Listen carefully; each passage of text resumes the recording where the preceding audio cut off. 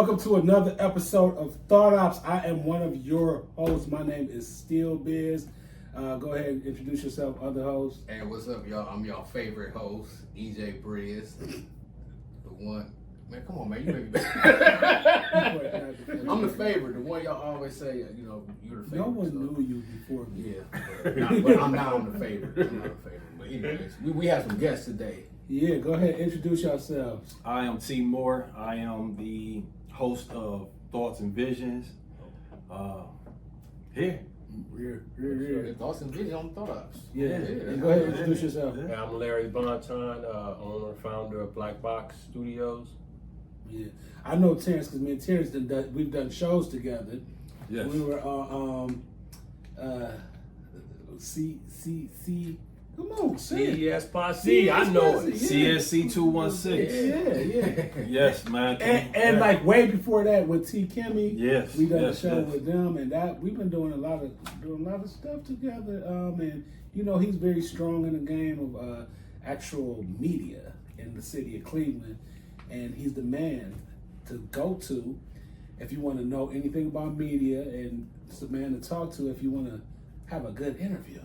Hey, man, I appreciate those flowers. I absolutely do, man. But, you know, speaking on the CSC 216 days, man, when you really just take a step back and look at everybody that I pulled in, everybody's doing their thing. Mm-hmm. And I'm super duper proud of that because it lets me know that I really had an eye for just talent at that time, man. And to me, the reason why I reached out to you, man, and brought you in, everybody got their strengths and weaknesses, bro. Mm-hmm. Everybody do. And it's like, one of your strengths, man, is, I'm not calling you this, please don't take it that way, but I seen myself putting together a morning show that was in the evening time. So I was kind of, you know, I was the host, I was the facilitator, but I had all this talent around me and everybody played a role. Mm-hmm. Dave and Val was the entertainment.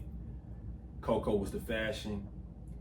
You was like, not like this guy, but you this is what you do. It was like the Gary with the tea. You was spilling the tea. You was bringing the entertainment, letting us know what was going on with the hot topics and whatnot.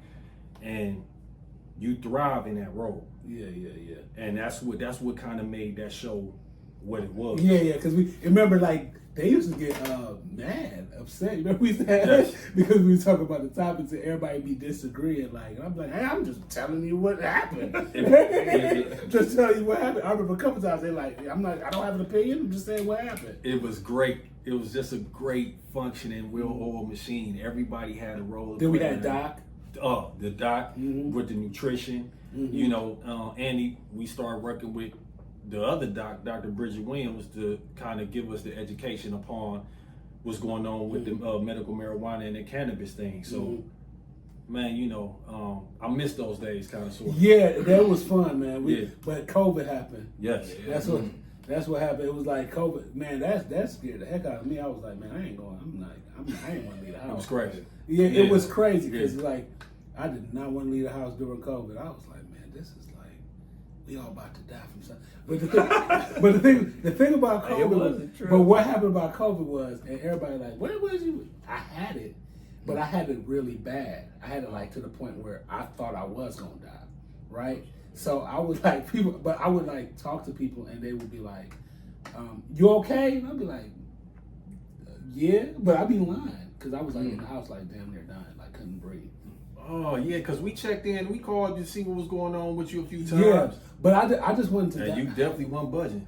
Yeah, I just wanted to just in peace, just be like. But then I started getting better, and I started going outside. I was like, oh yeah, I was like yeah, and you know what's crazy? I remember I was at the I was at the what's that store called? The dollar store.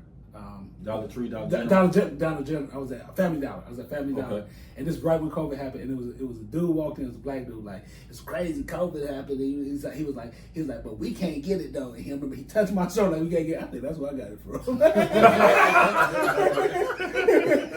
I remember that tap on the shoulder, like, and like 2 weeks later, I was out for the count. There you go. You said dude nickname Jerm. Dude said we can't get it though, and I had it. That's funny. But my week, this week was a good week. I had a good week. I worked, you know what I'm saying? We are actually doing the Philip Whedon's Extreme Compound 1 year anniversary. Clap that up. That's big. Yeah, give it up. He did the show. It's like everybody at Extreme did the show before. Yeah, we've had we done had Will, we done had Rose, we had Haz, we had Eric. Adam, we had DeAndre, we had Eric. Yeah. Who? Derek. Oh, Derek. I thought you said Eric. I was about to say no. We had no. But yeah, Derek. We had Derek. We had a lot of people from Extreme Compound, and we really love those people there. Yeah, excellent place. Excellent place. I've known Philip since we was 8 years old, little kids. So shout out to him for his anniversary. We trying to get everything together. We did. Shay said we got to get our media. Shay, I got to text her so we got our media pass or whatever. But yeah, that's coming up. I mean, that place is nice. It's a great place to work out. That's other than Lifetime. That's my other favorite gym to work out at in Cleveland. Yeah, but I'd rather work out there than Lifetime. Yeah, I think Extreme Compound is like our version of Lifetime. Yeah, our version of Lifetime, and I'd rather work out there than Lifetime because I Yeah. canceled my Lifetime after that. Yeah. So how was y'all week? Mine was good. Like for me, it's kind of been a lot what you do. I work with Phil as well. Been live streaming for Phil for about maybe since COVID. Okay. We started in the basement. I don't know if he was watching the basement. There was kind of me and Shay kind of doing all that. So it's been a week of that, just getting ready for exactly what you're getting ready for. Try to live stream it and kind of bring that online audience to Cleveland. Yeah. So it's been a lot of that. And it seems like it's a lot of work what he's trying to do. Yeah, Man, yeah. He's always worked hard, man. I remember back in the day when he had what's that he had? Oh my God, I can't remember the name of his first Naturally Gifted. When he had Naturally Gifted, and I remember when he first started Naturally Gifted, and I was helping him, and I was the director of marketing. I was skinny as hell back then. I was the director of marketing, and I remember I went and was like, I was trying to do my own thing. And I was like, yeah, I quit. And he was like, he took it really good. Like, yeah, everybody go on and do their own thing. But yeah, Philip, a good person, man. Yeah. We shout out to Philip Whedon. And the gifted one. We're gonna be in the building with you too, though. Good. Okay. How was your week, T? Man, everything was. So, I drive a truck. I run in Southern Ohio, like Rittman, Seville, Canton, Massillon. So that's Monday through Friday, man, and I get to drive, I get to clear my mind, I get to think of ideas, I get to, it's crazy, man, when you rolling out in like Southern Ohio and you out in like Amish country, and it's like you can feel it, man. It's like you in God's country. You riding out and you kind of away from the city, you seeing like the livestock, the animals, the lambs, the sheep, the cows, and you just. I love it, man, because I'm able to free my mind, from the hustle and bustle of just the city. Sometimes you just need that mental break. So, I get to do that Monday through Friday, man, That's what's up. Yeah, and Eric, how was your week?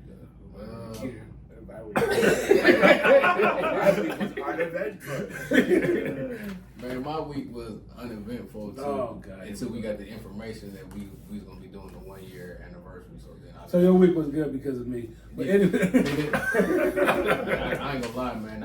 I'm like, man, it's a lot to prepare for. I got nervous. I'm nervous. I don't know why I'm nervous, but it's because. Dude, we did the Ohio Entertainment Awards. Yeah, but and that's kind of like the same magnitude. Yeah, but of this is like national. I mean, you got people. Yeah, and this is actually bigger than the Ohio Entertainment Awards. What people coming in from different countries and stuff. So it's just like it's a big deal. But I'm happy to be a part of it. So. Do you only speak one language? You only speak English? Yeah, that's it. Okay, man. The crazy thing, I took 4 years of Spanish. I can't speak a little Spanish. Dude, I feel like I should have not been that bad in Spanish. Spanish class. I know a little bit of it. From California. My sister, she's like her second language. Yeah, she's like real fluent. I might do Rosetta Stones. There you go. Yeah. I definitely think you need to have some sort of second language. Spanish, if you're in California, if you don't speak Spanish, you ain't gonna get nowhere because it's like 60%. Spanish is probably the best second language in the United States. Exactly. There's so many people that only speak Spanish. Right. Yeah. Let me hit to our Spanish viewers. ¿Cómo te llamo? Me llamo Terrence. That's for our viewers. You know, just I was jumping. like, what he said? Hello, my name is Terrence. Just dropping that for y'all. You know, we well versed here, man. That's what we do, man. Culture. And I remember when I first met you, and somebody was like, "Yeah, your name." They said they came to me with like, "Your name Terrence too." I was like, "No, my name is Terrence as well." I ain't no Terrence too. I think that was Tamika said that. She's like, "Yeah, you Terrence too." I was like, "No." Oh, shout out to Tamika. Shout out to Tamika, man. For sure, man. Tamika was like, her and Marcy were sisters, man. They was like my big sister. Yeah, you know what I'm saying? Coming up, they kind of helped raise me. My mother used to drive me over there from time to time because their mom was my godmother. Mm-hmm. So that's how that relationship, kind of came about. They seen me as a youngin. Yeah, Tamika we were supposed to do a podcast together, man. Yeah, but Tamika, shout out to Tamika. Tamika was a really good person. Do you remember when man, we got so much history, man. When we did we went to the barbershop and we did the interviews from the barbershop over there. When we sat down with the dude that dude. The dude so fine. Yeah, some of them interviews we used to do. That was hilarious. We used to be in the hood, and I'd be like, man, how we end up here? Y'all would call me like on a Saturday morning and be like, you got an interview set up. Like, who's this person? I want that sassy dude. Y'all had an interview. Like, I'm like, this is weird. And then y'all had me interview. Y'all had us interviewing. You know which interview was really my favorite? Interviews was the Mason Brothers. Yeah. Oh, okay. That was my favorite. And my second favorite interview was when we interviewed, what's his Roach? Brent Roach, is that? Oh, yeah. Yep. Yeah, that was. I like that interview. Yeah, I like that interview. It was, and we did a lot of really good interviews. We interviewed Has. That day was hot as hell. We was out at the park. We interviewed. Do you remember when I had got booked us over there at the gym, and you did the interview at the gym when we was on Lakewood? Yeah, you came outside. Yeah, that was the but inside we did the Mason Brothers. We did the Mason Brothers there, but we went to the gym in Lakewood. It was and we did outside. That was Has. No, it was Anytime Fitness. It has on the west side. We was in the west side. It was Anytime Fitness. We was talking about the situation at you and Tamika was outside there too. Y'all was coming with y'all new show. Yeah. That was how many years ago was that? It was a minute ago. It was man. 10 years ago. It was a minute ago, man. It wasn't 10 years ago. Yeah, it was 10 years ago. Yeah. That was 10 years ago. Yeah, because it was pre-COVID. Yeah, we was in that space grinding. Yeah. T. Kimmy is like, he's in Columbus. He's in Columbus. Yeah. Mm-hmm. Shout out to T. Kimmy. Yes. He is a great person, man. Yes. So I met all of y'all through Nazy. Yeah. Nazy Nay. I got to book y'all for the show. Yeah. So I met y'all through Nazy, and then I actually met T. Kimmy and Natasha, right? Yeah. Then I met you and but they didn't. But Tamika only knew you. Yeah. And then me and Tamika came on at the same time with Rachel. Yes. With Rachel, so it was everybody just It's a bunch of moving parts, man. We've been in this game doing it for a while. Yeah, because I'm like, how do we? Okay, I know them through now. Yeah. Okay, we're gonna come back. We're gonna talk about whatever books I'm reading, and we're gonna talk about. I got a book today too. Yeah. Okay. Got a book I already read. You don't never give me no credit. Well, I mean, I read that book a long time ago. It's actually a movie too. Oh, and I read. We're gonna talk about the Pop the Balloon Pop the Balloon dating show, and we also gonna talk about the automatic draft. the automatic draft. Oh yeah, that's wild. Not for basketball, but for the U.S. services. Yeah. Okay, so right now I would just record. Oh, I see we doing segments so it ain't that long to pull off. Okay. Right now I've read Telephone by Percival Everett. Now Percival Everett, y'all don't really read that much, do y'all? Hold on, man. Okay, I'm asking. Okay, Percival Everett. Okay, do you ever? That doesn't sound like a question. Read. He just like you don't read. No, that sounds like y'all kind of dumb. Man. I meant to say fiction. Hey, man, I wouldn't take that if I was I wouldn't take that. I meant to say fiction. Y'all don't really read fiction that much, right? But okay, do y'all remember the movie American? What's it, Eric? You know what it's called? I don't read. The movie just came out with old girl from. You talk about it every episode. Diana Ross's daughter. American Fiction. American Fiction. Great movie. Yes. He wrote the Same guy? same guy. He wrote the American Great movie. So, I used to read nonfiction, but not as much though. Okay, so he wrote. So after I read Erasure, which was American Fiction, I was like, and I read his other book, which was funny. He wrote a comedy, which was funny as hell. He had Trump in the book saying the N word. The other book that I read, We say that in real life. Yeah, that's what I was saying. You don't need no book for that. yeah, so Tree, the other book Tree. So I was like, man, this dude pretty good. So I'm gonna go read. So I was like, I'm gonna read Telephone so I can laugh again. Yeah. But I never read what the book is about. I just always just start reading the book if I like the author or whatever. I don't read what the book is about because I don't want to put the book down and be like I don't want to read it because what it's about. So I started reading. This book was sad as hell. Like this book was like a damn near cry book. Well, it's about a guy that's a geologist and a black guy, geologist. Because when you read the book, you don't know he's black because he's a geologist and he's a professor. Because it's not, I don't know how many black geologists there are. There are a lot of black professors.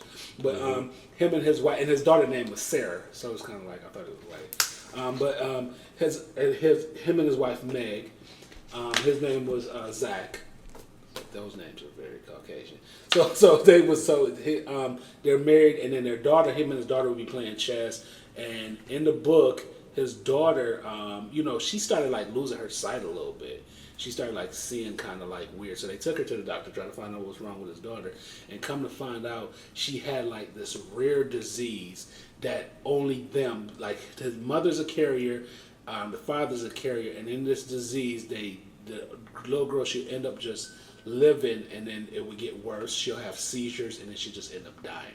She'll just forget them as she died too. She formed like early dementia. Dementia. So she forget that she had the seizure. She would forget about her parents. She forget who people are. She just start becoming like worse. Yeah, she's just getting worse and worse. Kind of like almost. Yeah, what was that movie where he grew old? Benjamin Button. Effect, yeah, and then you just read the book, you're like, dang, when is she about to die? And then he found like something in his jacket one day, jacket that he ordered online, and it was like these women that were like being captive in like Southern America. They were from South America, but they were being captive in Lower America. They were being like prostituted. That part was kind of like weird that they threw that in the book because it didn't really go totally with the book, but it was like really sad just reading about his daughter dying, and him and his wife. You could just tell like they really, because in the book he talked about like wanting to off himself because he just didn't really appreciate life. And then somebody that worked with him that he was almost having an affair with, she ended up killing herself. Oh wow! That's sad. YouTube not supposed to say she ended up offing herself, and then he in the book he was just. It was just so. I think sad. I would put that book down. Yeah, it was like really sad. But him and his wife, they loved each other, but they wasn't in love with each other. Like his wife used to get like mad. Like did you cry? Nah, I ain't never cried off the book before. Nah, dude, you cried off the movie. He cried. But Eric, I have never cried. I have never cried off a movie. Eric probably would have cried. You ain't never cried off a movie? Never cried off a movie. Eric probably would have cried because he can't read. So man, you know what? Hey, man, you know what, man? I know this is off subject, but I almost cried. I had tears forming in the eyes because I was watching the replay of the Cavs championship. Hey, that's real. The other day, I was like, that's man, it was a different time. He was like, dang, it could have been so much different. The economy could have been so much better in Cleveland. Yeah. But this book, it was a really sad book, and I'm glad I'm done with it. And then this, what I'm reading now, this book was actually suggested for me to read by Nina Turner. She said, Terrence, you need to read Listen Liberal. Hey, Nina. How you doing? How you doing, Nina? She said, you need to read Listen Liberal. Whatever happened to the party of the people. I'm reading it right now. I haven't read a political book in so long. It made me feel like, dang, I'm mad that I haven't read a political book because I really like political books. I love, because even like human psychology books, I read a lot of those. But political books are like, have a lot to do with human psychology too, because it makes you realize how crazy people are.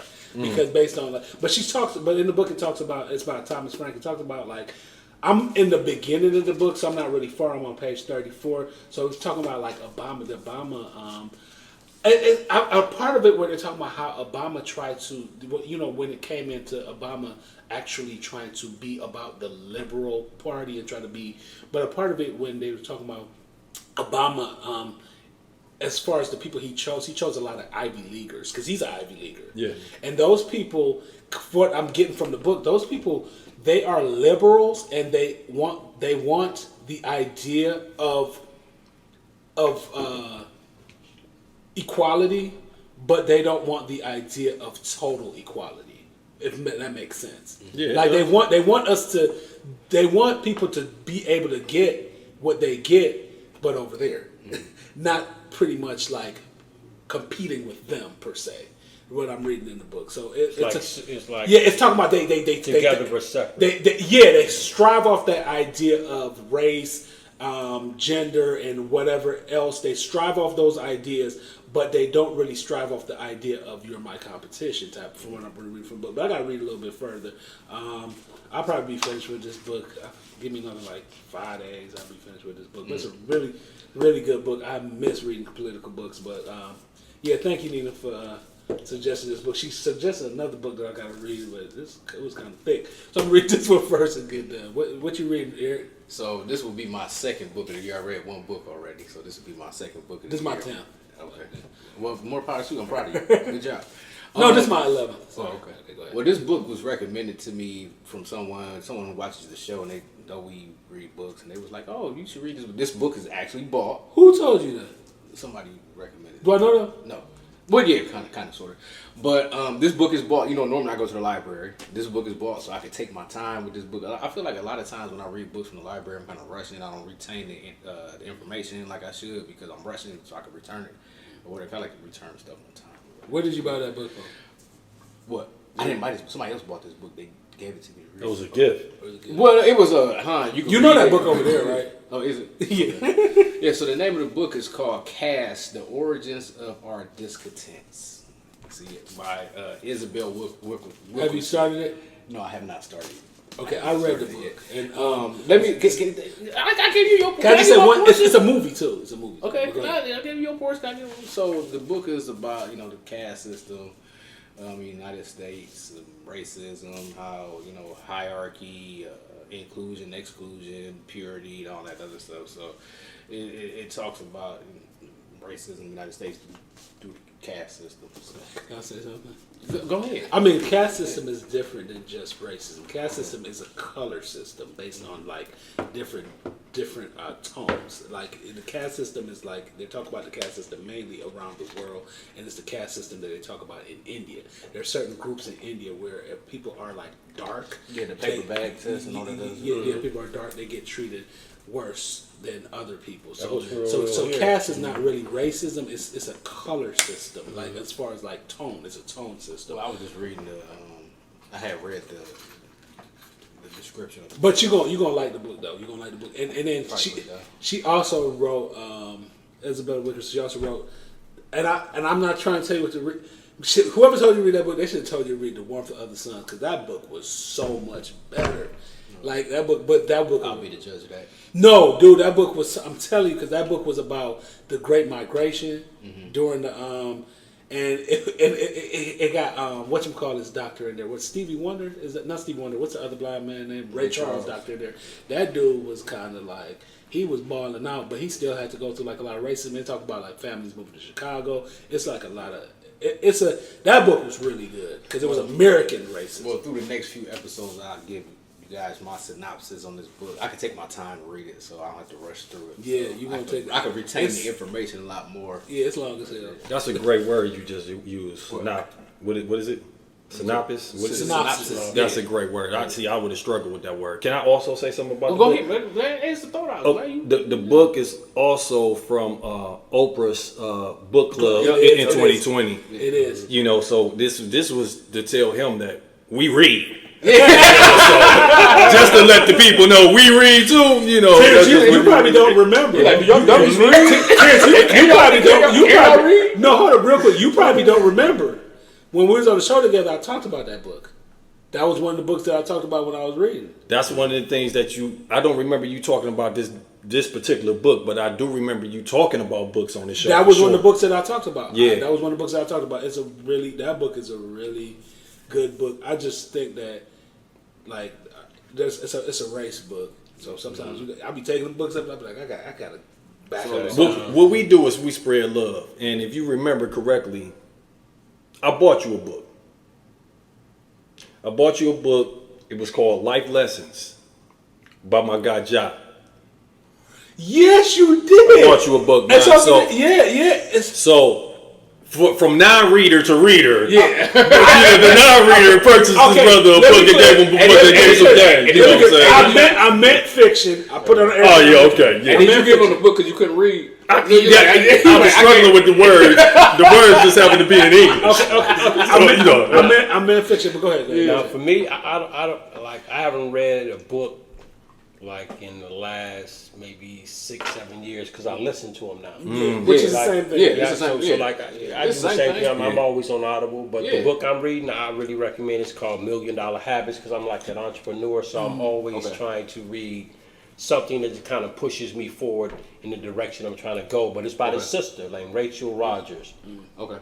But she gives you these 7 habits, and every single, it's a short listen too. Most, audio books, it'd be like 4 or 5 hours. It's 2-hour listen, and it's so good that I've listened to it maybe 3 times. Okay, so research was done that, and they know that the audiobooks work the same way as reading a book, that you collect the information the same way. So reading a book and audiobooks is the same thing. Yeah, exactly. So it don't matter who reads or who.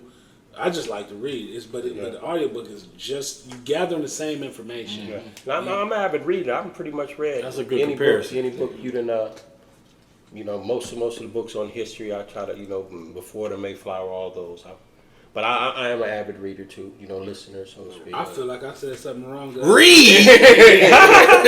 Y'all read! It wasn't that boy said y'all probably don't. Yeah, y'all probably can't.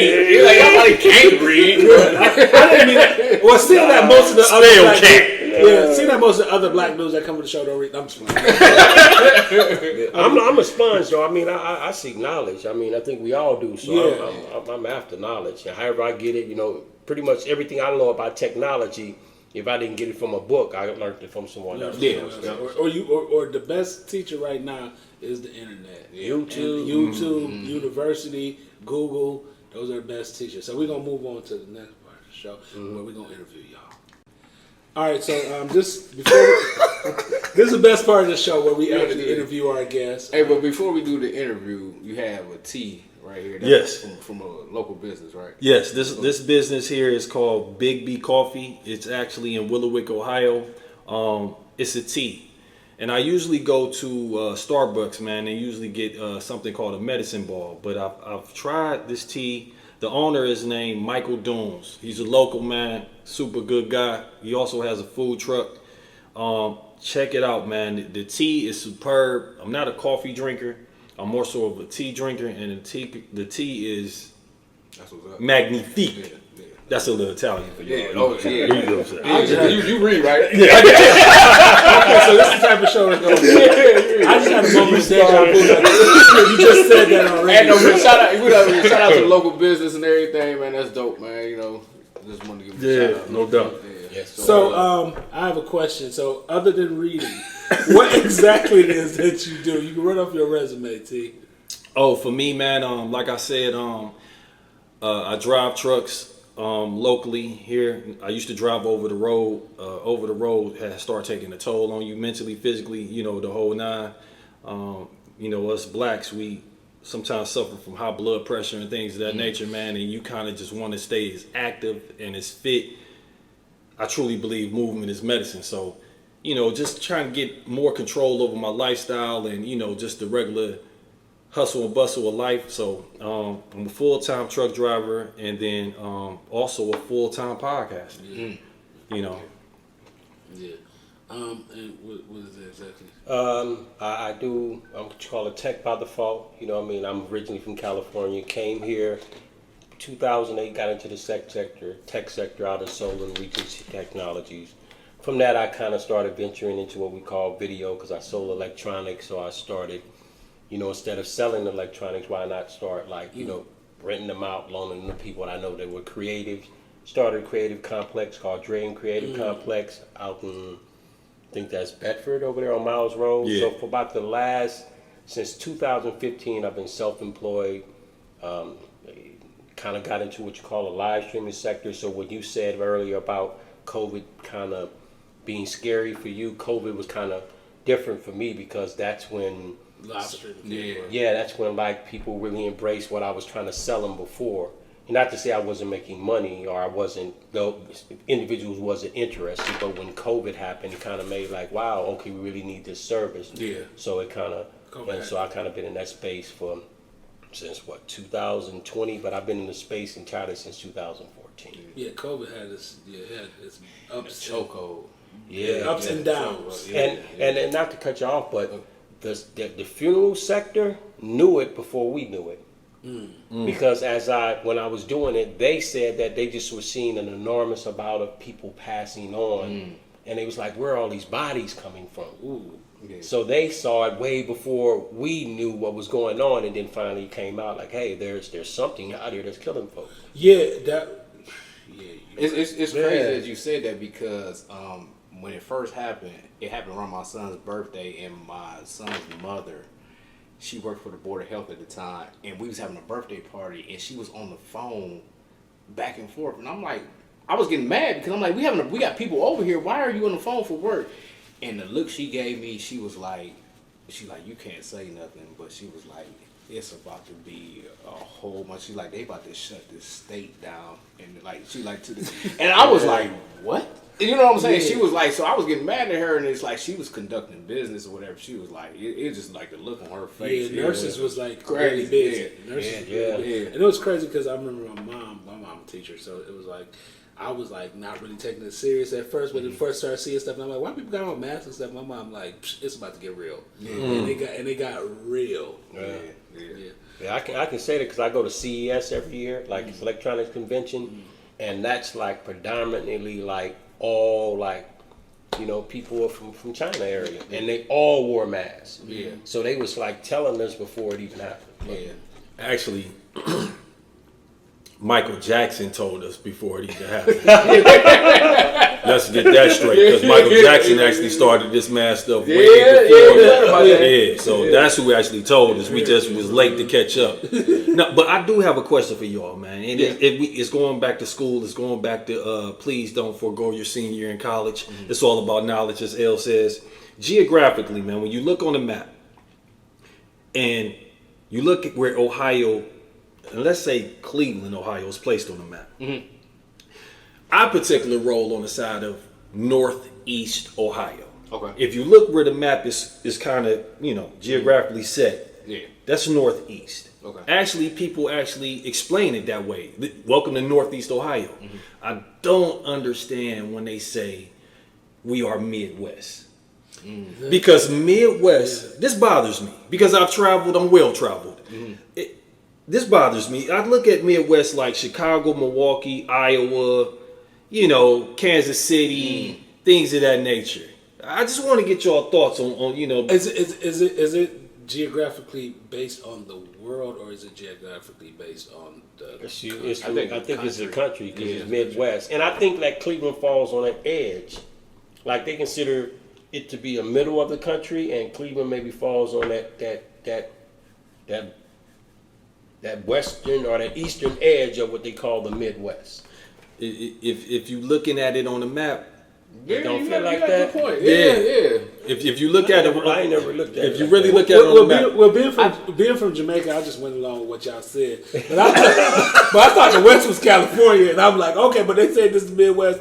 I'm here while y'all take me to this place. Wild. This is just my analogy. I think it has to do with probably all the farmland, because like we have like, you know, we get certain, like you say, you travel, you get to certain parts of Ohio, you get a whole bunch of farmland. Absolutely. And like I have a cousin that stays in Colorado Springs, and we did that drive like numerous, like 24-hour drive, and it's just like once you get past Illinois, once you get past Kansas, like Kansas City, once you, it's just nothing. Grass. Yeah, you drive through Kansas, just 8 hours of grass. It makes you feel cows. It makes you feel like, how are people homeless in the United States? They should be building houses here.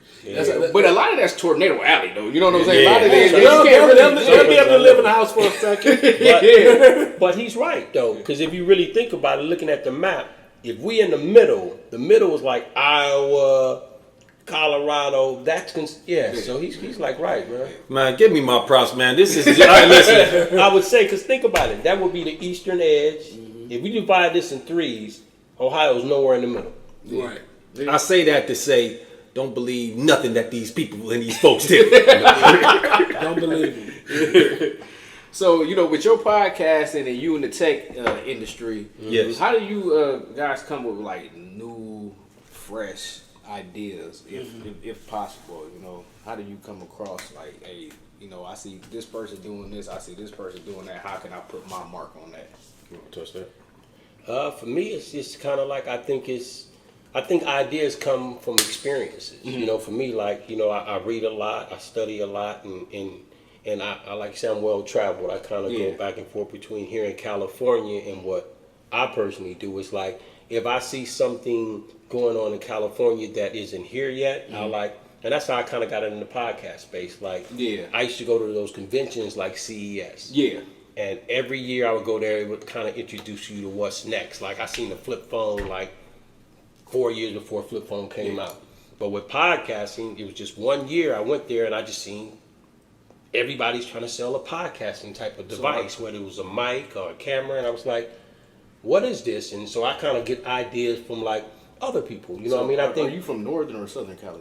I'm from Southern Cal. Okay, because I have family that stays. Half my family stays out in like Rancho Cucamonga. I know Cucamonga. That's San Bernardino. They call it Inland Empire. So and the crazy thing is like I used that's to. Corona. It's crazy because I used to go out to Cali all the time, and that's like just speaking of when you said Starbucks, I remember seeing a whole bunch of Starbucks and Chipotle's. We didn't even have them here. Yeah. And then all of a sudden it just like migrated to the Midwest. Yeah. But that's like, see, if you never go anyplace else, go to like CES, go there 1 year, and I guarantee you, because it's predominantly ran by like China, like they're selling Americans the new technology. So they're there like, and what you'll see, I noticed like when I first went there was a spectator, and I went there, I said, I want to convert into a buyer. So you put this buyer badge on this lantern that say buyer, and then you'll see all of those that are from China. They're like, hey, come and see our new product. And they're trying to, because they think you finna buy it. But they showing me, that's when I seen the flip phone, like, whoa, that's a flip phone. It's one screen that turned into, that was. Because sometimes we think that America is the land of those type of, like the land of invention. Sometimes America's the land of invention. Sometimes it's not. Because you'll see some of that stuff, you'll be like, or like you see stuff on the internet. The one thing about the internet, I will say the internet have done for us, because I remember before like social media, I always thought that Africa was poor dirt countries, and like everybody was like, looked like crap. You know what I'm saying? Before, because that's what you're shown. He said it looked like crap. Yeah, because that's what you're shown. That's what you're shown. I thought that China was poor and there's nothing going on there, because that's what you're shown in America. Because they also show you in America that you ain't nothing if you African, if you black. Yeah, that's the narrative they try to push. If you're black in America. But then when the internet came around, it was like, y'all been lying this whole time.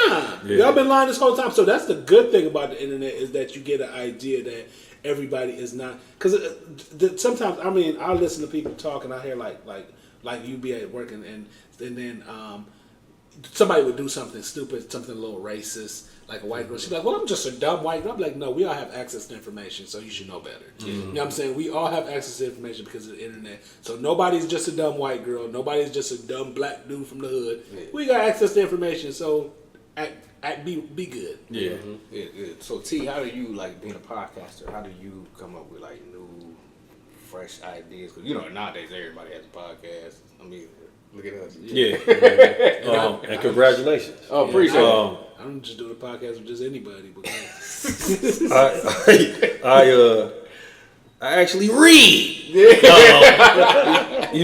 I read. I study a lot, man. I've been in this space for quite some time, and I was able to make pivots in this game. Like when I first started out, I was into sports. I played sports.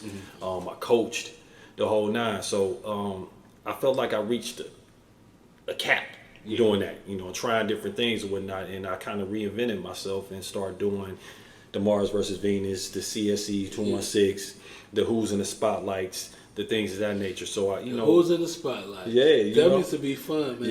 Yeah. So I actually I study, man. You got to be a student of the game if you really want to, propel and take it, just get further along, you know what I'm saying, and grow. So, I just sit back and kind of study, watch other people's, and try to put my own spin and my own niche on it. Yeah, that's dope. Yeah. How's your work ethics, man? Like, I'm not asking if you read. I'm asking how's your work ethics. If you would describe like your ethics. My work.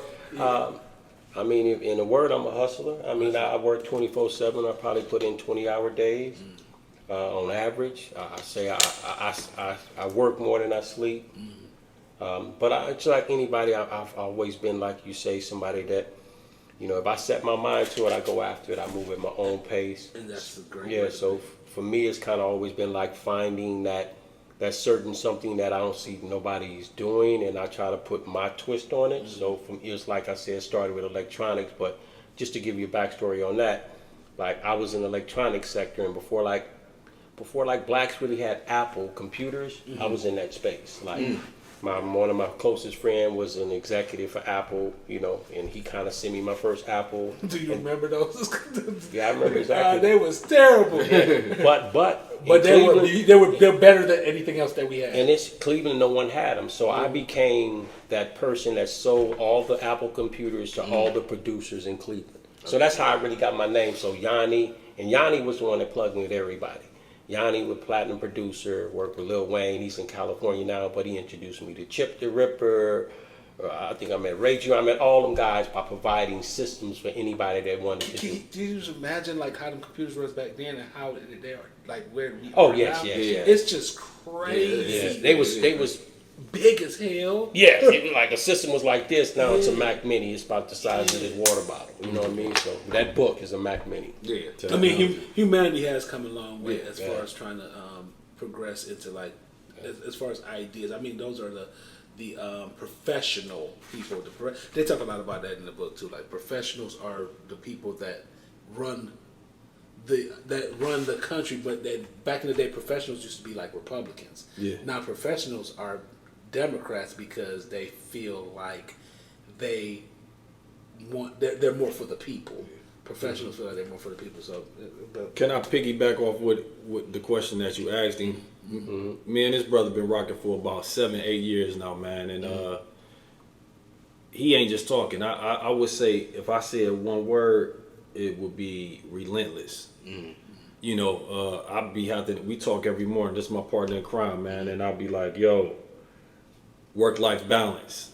Because it's important, man. As we get older, you got to make sure your health is intact. Because if you ain't healthy, I don't care what your drive and what your will is.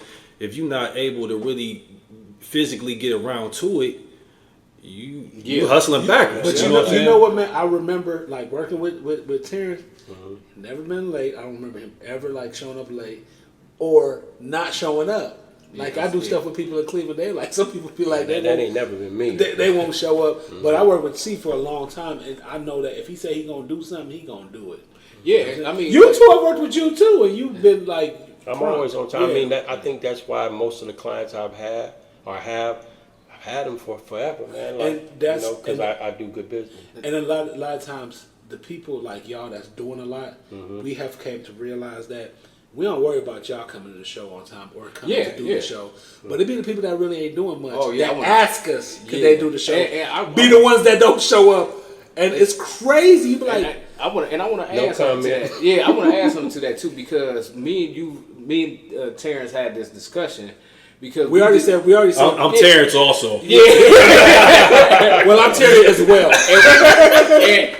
And my thing is like we had this because we deal with this, and I think a lot of times people look at podcasts, especially if it's in Cleveland, like it's local, like the little local podcast, but you don't realize that you don't want to burn bridges with people because you don't know what may happen that may propel somebody that somebody can look out for you. And it's like you already burnt that bridge. You had that opportunity to work with that person to bring light to what you're doing, and a lot of people just don't see that. Look at the Mason brothers, what they're doing now. Yeah, and we worked with them when they was little kids. Now when they see us, nothing but love. Yeah, yo, like just great. Yeah, and it's crazy how they'll give other venues respect doing things because the venue has like a name, around town, but then it's like, oh. But it's funny when people do that, and I'm not saying any names in particular, but people have done that before. These are usually younger people. They've done that, be like, well, it's just a little local podcast, and then they'll see us working with somebody else they want to work with. Yeah, and all of a sudden they like it and everything. Yeah. It's like, but that's just people. Yeah. So I mean, my thing is like, if you're a real, like, I'm the type of person, I don't care how big, how small. If I say I'm gonna do it, I'm gonna do it. I'm gonna be on time. It's part of work. It's part of work. And it's part of respect. You got to respect people's time. It's just part of respect. I totally agree, man. It's respect, it's professionalism, and you want people to take you serious on what you're doing in your craft. If I give you my word that I'm gonna be there, I'm coming. Unless it's a natural disaster outside, or I done had a breakdown in the route to try to get to you. Yeah. Right before we called, right before we came here, we on the horn. I'm like, I'm about being prompt and being on time, man. I respect other people's time, and usually, if you a business guy, entrepreneur, the whole nine, you understand what that is. You want to hear something crazy? The only people who have ever not shot, and we've done how many shows? Probably like this is close to our 60. This is about 59. Oh yeah, man! Congratulations. You want to know how many? You want to know the only people that have not shown up for the show? People that ask us could they do the show, but people that we've asked. Cause we be skeptical about people that ask us, like, they not gonna probably show up. That's weird, though. It's so weird because you would think they'd be the ones that would show up. But the people that we ask, they'd be like, I'm there. We don't never have to worry about them. Yeah, that just be weird. Because it's people that's have a drive for what they're doing, and we see they have a drive for what they're doing, and then there are people that just want to do something. Mm-hmm. So they be like, and it's like, oh, there's a podcast. I want to do this podcast, but let me hit them up. Yeah. And by the second week, they're like, you know what? I don't really want to do that no more. Yeah. Let me ask y'all this real quick, man. I want to get this on camera. I know I asked y'all off camera, but this is real because we all in this space. Yeah. Mm-hmm. What do you think about the space that we in and being a podcaster in Cleveland, Ohio? Like, what's your thoughts about, the podcast world itself seen in Cleveland, Ohio? I think that, all right, did you want to go first? No, you go ahead. No, I think that the podcast, I feel like it's just like everything else. It becomes competition. You know what I'm saying? It becomes like people become like, they don't understand your personality, so people live off that. People live within their trauma, right? So people don't trust people. That's so they come and they be like, well, I'm not going to trust you either, and I'm going to act like a tough person. So living off my trauma. But I would tell you, man, the podcast sector in Cleveland, I could say I've met some of the best people in the podcast. I would start with, I'm gonna give a shout out to Brandon. Yeah. The Pull Up Experience. Yeah. Man, Britt, Pull Up Experience. What's her name? Brittany. I said Britt. You talk about sure. Samantha, Pull Up Experience. Teeth. Yeah. That was one of the first people I want to say. Teeth. Who else in the podcast that I've been? And I'm not saying nothing's wrong with the other people, but these are people that have just shown so much love and just been like a big. And the thing about it is, their podcast is like bigger than ours. Yeah. But they still, whatever they're doing, they still tell us what they're doing. They're trying to make sure we're a part of it. I don't know, man. Brandon, I want to just give that dude a shout out because he's just one of the best people ever. That's just his personality. Like, he's just one of the best people ever. So I think that there is a lot of the people that work hard in the city of Cleveland, they have like goodness within them where they try to pull you in to be a part of that. You know what I'm saying? And I like that. And it's kind of like, it makes you want to keep going doing what you're doing because somebody else is watching you. I feel the same way. I think a lot of it is based off of age and how you grew up. I look at it as, I don't look at what we do as competition. I cheer for everybody. Right. I hope everybody is successful doing it. I support everybody, and it's nothing, but love. I'm not an egotistical person. I don't have to have this. And Terrence, to tell you, I don't have to have the spotlight. I don't have to be the person, the face out there and everything. I just want to just help somebody. If it helps. I just want to say one thing real quick, and it can be about competition, right? I don't mind stuff being about competition, but if I ain't competing with you, quit trying to make me compete. Like, it's like I'm just doing my thing. Yeah. You know what I'm saying? But people are trying to make you compete. I think that's where we disagree. I don't look at it as a sport. You know what I'm saying? I feel like what's for me is for me. No, I'm not. What I'm saying is, if they're friends, if people are friends, and they like how Brandon and Latif crack jokes all the time. If they're friends and they want to compete with each other or something, that's fine. No, I'm not seeing it from my point of view. But I'm talking about other people. If other people are like, I want to compete, I'm like, no, I wasn't competing. I feel you could compete. Like my point of view, I feel like you can compete all you want, but what's for me is for me. Because the only person I'm competing with when I'm doing this, the whole thing is myself. Yeah. Like I'm competing with myself. That's really your only competition. To be honest. Yeah. So. You know what I mean? Okay, we're gonna take a break. We're gonna take a break real quick. We're gonna take a break real quick, and we're gonna come back. Because it's hard to edit. It's gonna come back to the interview. Oh, get your stuff working. Okay, so we talked about work ethic. What you guys do. What do you guys do to relax? Because I know y'all hard-working men. What do y'all do to relax, to kick back? Get away from everything of this hectic world. What do you guys do? Man, I meditate. I pray. I drink. I've really gotten into teas, and man, my life has become so peaceful, man. It's like I'm almost trying to live like a Zen type of lifestyle, man. With the approach on how I take it, man. As far as like setting the tone for my day, I try to attack the day with a mindset of positivity. Yeah, you know what I'm saying? Because like I said, the hustle and bustle of just the everyday life. Yeah. Of what you trying to do, and then you trying to be an entrepreneur on the side, it's like you got to be able to mentally relax. Yes. Because you're gonna drive yourself to a stroke or heart attack. I work out too. Yeah. You know what I'm saying? Where you at now? Because you know what I'm about to say. Well, we was be an extreme compound. Well, you know what? I probably do, but here's the thing. Like I said, I work for a living. I'm married. I have kids and grandchildren. I work out for free in my building. Oh, okay. That's you can't beat that. Because and I use the money that I was using because I used to go to Lifetime. Yeah. I used the money that I used going to Lifetime, and I try to invest. I was there for 8 years, and I was like, that's a lot of money. I had one every week. Yeah, Lifetime is out of control with the price. Yeah. Beautiful facility. The reason why I don't work out at home and the reason why I have to go, because I realize that I'm not that type of person. Like I would be like, I'll be working out, and I'd be like, what's this on TV? Okay. I had a bench in my basement and sold the bench to somebody from the lake. Ended up selling the bench. Man, it's just hard I feel like other people's energy I gotta have around me. But there are some people that I know that, like my brother's like that. Eric was like that during the pandemic. He was working out. I was in the best shape of my life during the pandemic. Yeah, some people. I was. Yeah. And it's just like I feel like I need somebody to push me because it's like it's already hard, and it's like I'm to the point where I like it now. I'm starting to like because when I hurt my back last year and I put on all that weight, that shit really bothered me. But I'm to the point where I'm starting to like it again, and I understand that's helping me to live. Let me ask you this, and I don't want to piggyback, but what did you learn about yourself during the pandemic? Oh, and I want everybody to go down the line. Okay, yeah. I think that's a good question, man. Did you find out something about yourself or others during that time? Honestly, I'm an introvert, so I don't like being around a whole bunch of people. I loved it. Yeah, I truly loved it. I loved going to the store, and all I had to do was go to the store. There wasn't a lot of people there. Traffic was good. Gas was low. I mean, it was cool with me. I'm not the type to go out to the bar, to the club, and everything, so it wasn't no big deal. I just didn't like I couldn't really work out, but I found other ways, so I enjoyed it.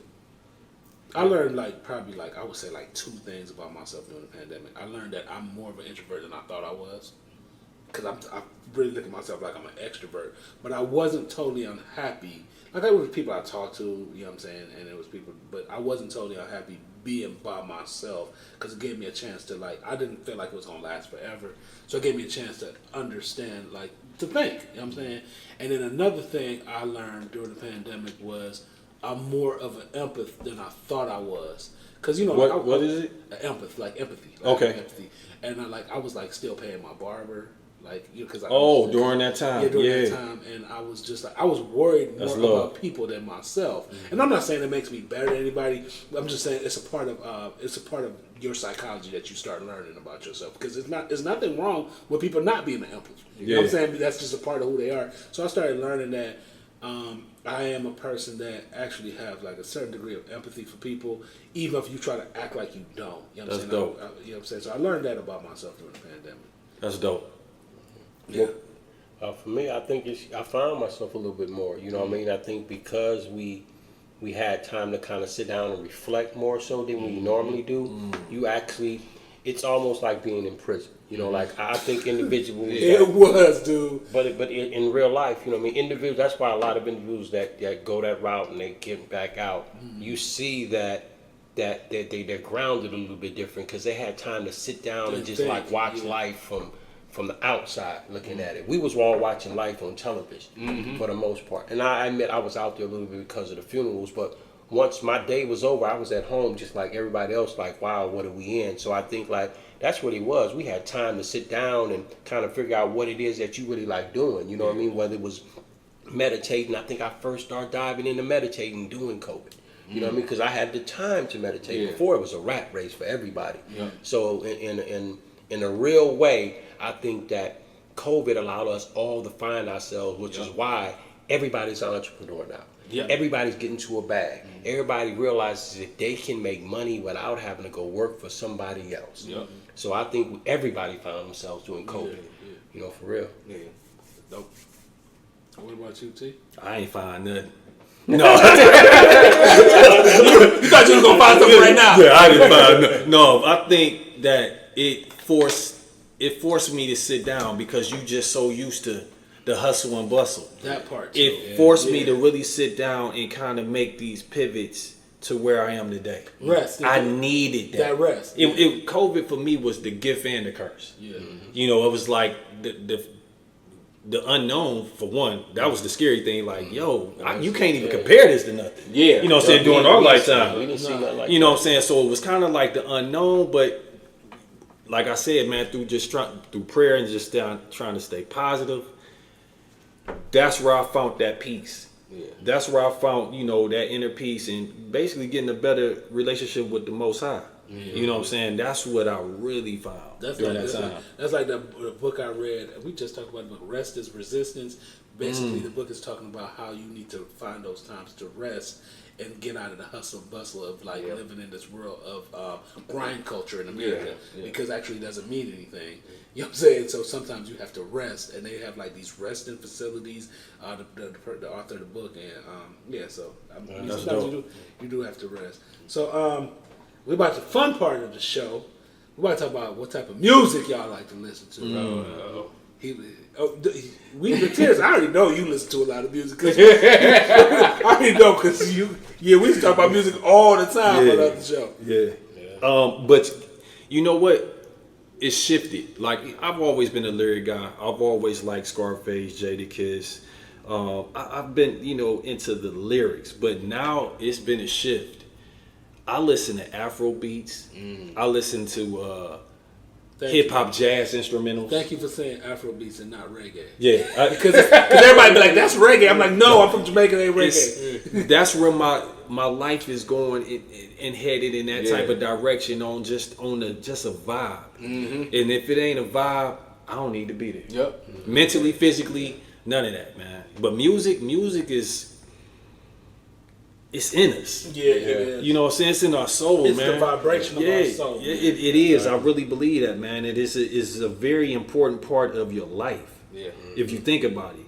Unless you some type of maniac, you work out the music, you listen to music to catch a vibe, to get in a certain type of mood from certain time to time. Yep. It is a very important part and piece of the mental, I believe. Exactly. Exactly. Yeah. And there are people that don't listen to music. They're pretty strange to me. Honestly, I only listen to music when I'm working out. That's it. Like when I'm in the car. That's crazy. I only listen to music when I'm working out, and I listen to music when I'm in the car too. When I'm in the car, I listen. When I'm zoning out and that. Wait. Let's hold on. Let's stop right here. This is on Thought OPPS. Yeah. So what are you listening to when you driving in the car? I'm listening to nothing Okay. I used to do that too. Like, I listen to my audiobook. I used to just be quiet. Like my car used to just be quiet. I don't hear nothing. You know what I'm saying? But like, cause I remember like being younger, all I listened to was a whole bunch of music. Yeah. And it was feeding me a whole bunch of negative energy. And I was listening to, but everybody talking about killing everybody and selling dope that I never did. But it was kind of like, I was just used to bring in all that negative energy. Cause sometimes music does have a way of changing. Oh, yeah. And I remember getting it. Dude, I remember true story, and I can't believe I'm talking about this on the show. It was a female that I was dealing with, and I remember my friends like I'm listening to the music, and like she had somebody at her house, and I remember we went and got like baseball bats. You know what I'm saying? I was drunk. I wasn't a part of this. This is a long time ago. But we went over there. We was listening to some real like. The music that we was listening to at the time, I mean, I feel like that was plus the alcohol too. Yeah. But man, I ain't gonna lie, this part of the story is funny because Eric, you probably did I tell you the story before? Yeah, you told me. Yeah. So I showed up to the door and I kicked the door in. Dude came there with a pistol. I was like, oh y'all better run. It was like, excuse me, wrong house.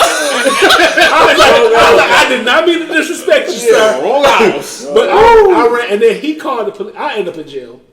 Because I was so drunk, because he called the police. The police like, I said, yeah, the gun. They're like, we don't believe nothing you say because your breath. And I ended up going to jail. I was in jail for like, it was like, because my father was like, how long could you last? I was like, probably another, like 1 or 2 hours. He said, how long can you last? Yeah, but I remember my brother that came and got me, man. I was, because when you in jail, I ain't been in jail a lot. I've never been to prison. But when you in jail, because I've been in jail, got a DUI, I've been in jail for, like, when I was in college for trespassing, I've been in jail I've probably been in jail about 5 times, but I've never been in prison. But when you in jail, when you sober up and realize where you at, you about ready to cry. And it's the weekend, too. You about ready to cry. But y'all know Terrence like laughing because he can't see this in me. But yeah, that's what I used to drink. Sound like you a menace. Well, this is while drinking your juice. This is gonna be surprising to y'all. I actually read in this book that when you drive in silence, they say that's like usually the first signs of being like a serial killer or a lunatic. Dang. Yeah, so just congratulations, ladies and gentlemen. That's what. I said I don't drive in silence no more. I usually be on my phone. So yeah, I called Eric the other day when I was driving. He was like, I was like, hello, what's up? He was like, man, I'm in my car. I can't talk right now. Did you say you heard some Michael Myers? I was like, so what? He was like, click. That is crazy. That's being a serial killer. Yeah, this is usually the first stages of They said one of the first stages too is like you kill little animals. They kill little animals. Yeah, I heard that too. Yeah, they kill animals. Like they start off killing animals. I love animals. Watch the kids. Yeah, I'm glad I'm an empath that I don't want to kill animals. So what type of movies y'all watch? Man. Well, on the music tip, I'm gonna go back like. For me, you didn't answer. Okay, yeah. For the music tip, for me, it's like I kind of shifted where it's more like that motivational type stuff. I like listening. I got this app called. I remember that app I shared with you. Yes. Like Mastermind, where it's like I'm just into that or lo-fi. Like I really don't listen to music in my car. It's really like a audio book or some sort of motivational thing. But when I edit, like when you do that, this can be boring work sometimes. Sometimes I throw them lo-fi. It's like a different energy. No words really coming at you, and that's kind of like what I've been on. It is uplifting, man. Eric Eric listens to a lot of Kirk Franklin. That's his. That's your go-to. I'm tell you, y'all listen to artists. I told you about the dude. Toby from Houston. Toby in White Bay. I heard. Yeah, I heard that. Yeah, I heard the name. Hey man, lightweight, one of the most underrated like lyricists I think out there because he's really popping it, but he does it in a way that like he for his people, man. He for his people. But like tap into that brother. You want to hear one of the funniest things about music though? So Eric asked me one day. So the day was he always talk about rappers. They don't be talking about nothing. They be talking about crap. They be talking about nothing, right? So one day he was over here. He was like, so I was with some reggae. So he gonna ask me what they talking about on the reggae. So I started telling him what they talking about. He like, oh, so they talking about the same dumb crap. I was like, yeah, this is pretty much not all of it. I'm like, but that we're still black. The genre is it's the same thing. It's still gonna be talking about a lot of nonsense too. It's just a different country. So what's next for y'all? In the works, man. We are working, man. We grinding. Can I say one thing for you guys? Yeah.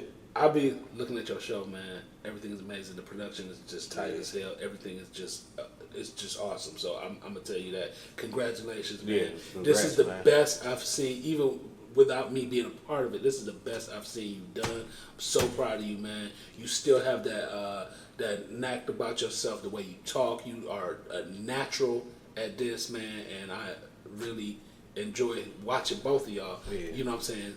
Just turning something amazing into something even better. But go ahead.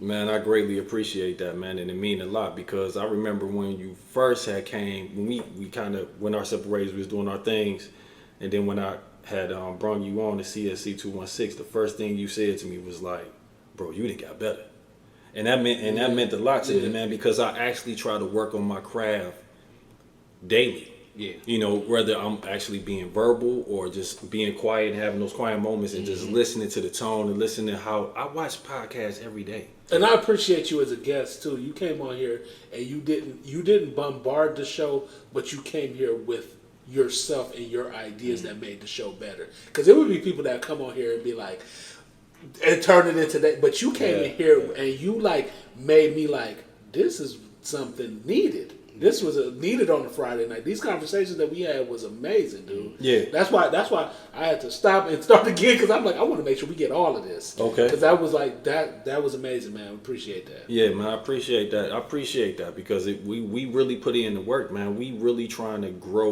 what it is that we do and really trying to shed a real light on Cleveland. Because you know what I'd have did normally. I'd have been like, well, this part of the show, we gonna move on. So I'm like, let me stop this and get all of this. Yeah. This is, you know what I'm saying? This is, because some people, they just, I ain't gonna say no names. Just look back at some of the past. No, I'm just playing.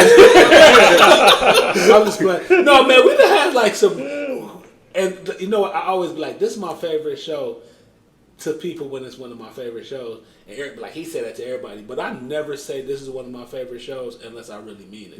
Yeah. Like when I say that to like when I really like say that to people, I really feel like that. But Eric, like he said that to everybody. I'm like, he said that to everybody. but if I don't feel like it's one of my favorite shows, I can tell. You can have a bad show. Yeah. I can look at you. Eric can have a bad show. Oh, Eric, we done been on the show before. Eric be like, "Did you fall asleep?" Like, it's be like, where it be like, and then it turns to something. And one thing I don't like about is when people start talking about conspiracy theories and making them true to life. Like everyone, now some conspiracy theories we know that these things happen, but if it's like everyone you done heard them became true to life, it's like, yeah, you need to get your energy out of my atmosphere because you about to bring some voodoo in here. Yeah, they went down the rabbit hole. It took you with them. But I can say that we've had most of our shows have been really good. But you always gonna get that. You know what I'm saying? You always gonna get it. You be like, dang, this is like what did Eric? Did you bring this guest? I always get blamed for everything, man. Yeah, but we gonna come back to What, you hear that? Oh yeah, we gonna No, go ahead. What was the question again? What's next? What's next? Yeah, what you got? Oh, What's coming up? it's pretty much what you saying. You know what I mean? We really like vested in this podcast, and I believe it's the future. I really want to try to figure out like how do we bring like what you say. I believe in working with everybody. We believe in working with everybody. Yeah, how do we collectively come together? Because I think, you know, if you really think about it, no one is really making it by themselves. You're not going to get but so far by yourself. Well, first but how do you do that? You recommend some therapy to some of these people, and then after they go to their therapist, I have a theory because we've talked about this on the show before, and I don't think everybody needs to work together because everybody's goal is not the same. Right. Yeah. But one way we can work together is not trying to sabotage each other. Yeah. So even if this person podcast is not, conducive to your podcast, you don't have to go out the way of trying to sabotage that person's, podcast. You could, encourage them, tell somebody else about the podcast or whatever.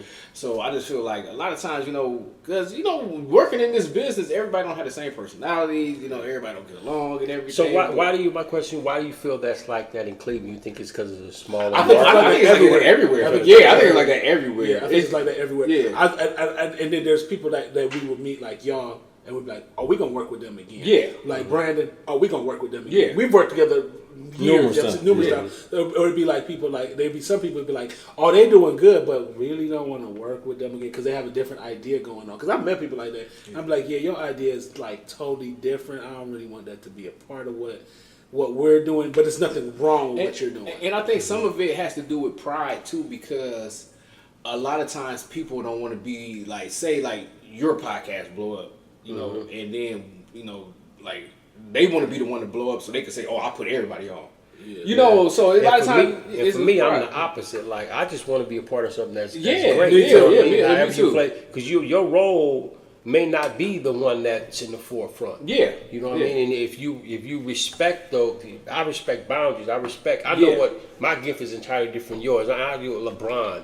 Like, all the people that surround LeBron, if each and every those people that's behind him wanted to be him, they wouldn't be where they is. Exactly. They doing all right. So that's the only thing is I like with me and this brother's like, you know, whether it's him or me, whoever gets us there, like, you the one. Let's go. You know what I mean? Like, okay, that's how all hands on deck, and then that one person can turn everybody into that something.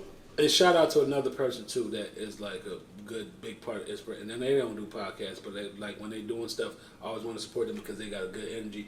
Even though it ain't got nothing to do with we used to work together. I'm not just saying, but they still Davey. Yeah, I fool with that. Love that, Mr. Work Ethic. Yeah. Love him, man. Brother. The brother go hard, he consistent, and the one thing I will say about him is the music is good and it's pure. Yeah, it is. The music is actually, because you know, like we would have like some local people that do music, and you'd be like, you need a. Like with some things you need some auto tune, bro. Yeah, I don't want to bring auto tune back. I don't want to add on to this, but like if you watched our show with Davey, it's so crazy like how like life is like a full circle. Because before I I even met you, I was at a bar in Akron, me and my friend. This was like it was around COVID time, and they had just opened up, and I remember seeing Davey. Some guy had engaged to his girlfriend, and Davey was there singing the whole night, and I just remember him singing, and I remember his name, and then when Terrence said he knew him, I was like, man, that's crazy. I was singing one of his performances, not knowing that, you know, he's gonna. I was like, he definitely coming on the show. That's crazy. Yeah, that's love. Do y'all want to give any shout outs to anybody? I like to give a shout out to, you know, all the people that kind of supported me over the years. It's been so many of them that I really don't want to name anybody and miss anybody. But like I say, this is really about like, you know, team. It's about like people who help you get someplace. So anybody that ever helped me kind of like, you know, find my way in this creative space, I just want to thank you, man. You know, and I just show you, it's like if I do and I shall get to where I'm trying to get to, I'm bringing everybody that helps supporting me in some sort of way. I can't guarantee you're gonna be like you know, an executive, but you will have some sort of, you know, something with me. And I just mean to say, like, I don't know, whatever position you play in whatever position I feel you can play to help us get further, because you helped me get here, I will bring you on. So man, let's come together. You know what I mean? Those who are like-minded, let's figure out a way to kind of figure it out, man. Man, I want to shout out what y'all doing, because I'm in this space and I understand how hard it is to be consistent, to come up with these questions, to come up with, you know, these ideas, the whole nine. Like, you sit back and you really put thought and hours into this. So I want to give y'all a big shout out, man, because what y'all doing is, hey, man, I love it. You know, I will actually say that I couldn't be doing this show with anybody better. That, you know what I'm saying? Like, oh man, you better make me blush. No, I'm not talking about you. I'm talking about I was talking about myself. In third person. No, seriously, I couldn't be doing the show with nobody better, because like what I can't do, he can do. You know what I'm saying? Yeah. And what he can't do, vice versa. vice versa. And it's like we ain't never been late. Like if he about to be 2 minutes late, he hit me up like, man, dude, you know this what happened. You know what I'm saying? Yeah. But I just appreciate that, man. We about to go back on to the next part of the show. We're gonna talk about the pop the balloon. I was wondering when that was gonna come up. Yeah. All right, so pop the balloon. Me and Terrence kind of had a little disagreement about this whole thing. Not a big disagreement, but he liked the Pop the Balloon reality show. I don't like that. Eric, I don't know if you like that. I just caught it because of that. I have never watched I've never watched a whole Pop the Balloon, but Instagram feeds me them, and you want to hear the really crazy reason? Because I'm gonna be honest. I mean, doing podcasts is a moment of therapy. The reason why I don't like the Pop the Balloon because I think that it's traumatizing to me. It's triggering to him. It's rejection. Yeah. Like if I come out there, females like it starts sounding like the 4th of July. That's gonna it's gonna make me feel like crazy. Yeah, I mean, if you're on the receiving end of that. Yeah. They had a guy, what was his name again? Aaron? What was his name? His name's Aaron. That's all. His name Aaron. So he was on the Pop the Balloon challenge, and he came in. He was about 5 foot. 5 foot. He was about your height. He was a little short dude, but a buff dude though. So he came in. He was like, he was a little sassy with the females. He was like fighting back and forth with them. Yeah. Terrence, you only saw the beginning of the video, but you should have saw it all the way to the end where he was getting to arguments with them. He was just telling them about how they look and because they popped the balloon. Yeah. And then what they did after the show, well, this is what he's saying. This is alleged information. He's saying that they got him fired. All this is alleged, the behind the scenes stuff. He's saying they got him fired because of him not choosing and because of how he was acting. So they all called his job. He said they called his job like 500 times or something like that. Mm-hmm. Wow. And they look like professional women. You know what I'm saying? I don't think they but they did end up getting the dude fired. So there was a lot of people in the comments saying, but I feel like he said all this clout chasing got him fired from his job. Yeah. Mm. So what he needs to do with that is, because sensationalism actually sells, I think he has the type of personality that he could actually do his own thing. Yeah. Like he could actually do it. Yeah, all he gotta do is spin it. Unless he's not that smart. Because there's certain people that are. He did seem a little. Him talk, it did seem. But well, I wouldn't say that. But the way okay, I wouldn't say he's not that smart. I would say he's a little bit insecure. Okay. Like you could just tell the way he talks. It's like this dude is super insecure, but he's trying to make it seem like he's tough. Like he kept saying queen, you know what I'm saying? I'm queen, I'm just saying queen. You know what I'm saying? But a lot of it, I just felt like he needs to spin it. Go ahead, Terrence, you want to say something? I thought it was hilarious, man. It's entertaining. You know what I'm saying? It's so many of them, dude. You just put me on to it, and when I was watching it's entertaining and it's funny as hell. Yeah. It's something that's different. I think it's something that's unique. Yeah, you know what I'm saying? It's not just like not like the everyday show that you see, man. So that's what caught my attention. And there's a lot of I don't know if they're from the same show, but there's a lot of different ones of them. And I ain't gonna lie, they are funny to watch, but they're a little traumatizing when you watch it because you start putting yourself in that situation, like. And you just hit, it's the pops of the balloons. Like, you like, as soon as you walk, they had this one dude, oh my God, they had this one dude walk out, and it was like, it was the 4th of July. He walked out, he was like, he was like, y'all gonna do me like that? They like, hey, you could be nothing but my friend. Yeah. and then it's like, sometimes it gets like really superficial. And I watched one too, where it was a female, she came out, and she was a good-looking female, and then they asked her what she do for a living. And what she did for a living was like, she was an executive. Balloon start popping.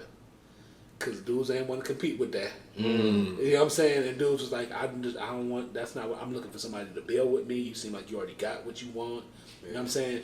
It's an honest conversation. Yeah. You know what I'm saying? It's very honest, but it was just like, there is superficialness behind it because it's like you don't really know this person's gonna be somebody that's really great for you, but you are basing what they do on totally their personality, and that's the type of, because we coming from like experience too. So they're like, most girls like you are probably like that. You know what I'm saying? But that show, it seemed a little traumatized. That's insecurity though, man.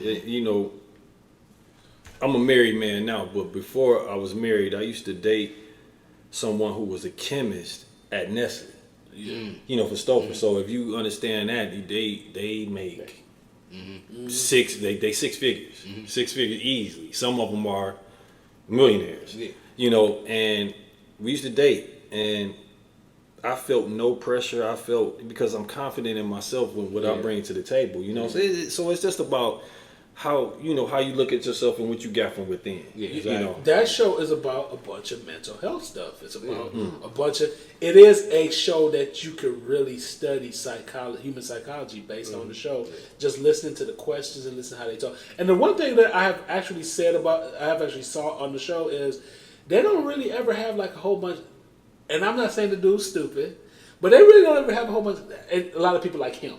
Like how he came in all ghetto and you know what I'm saying? They don't really have like a lot of people like him.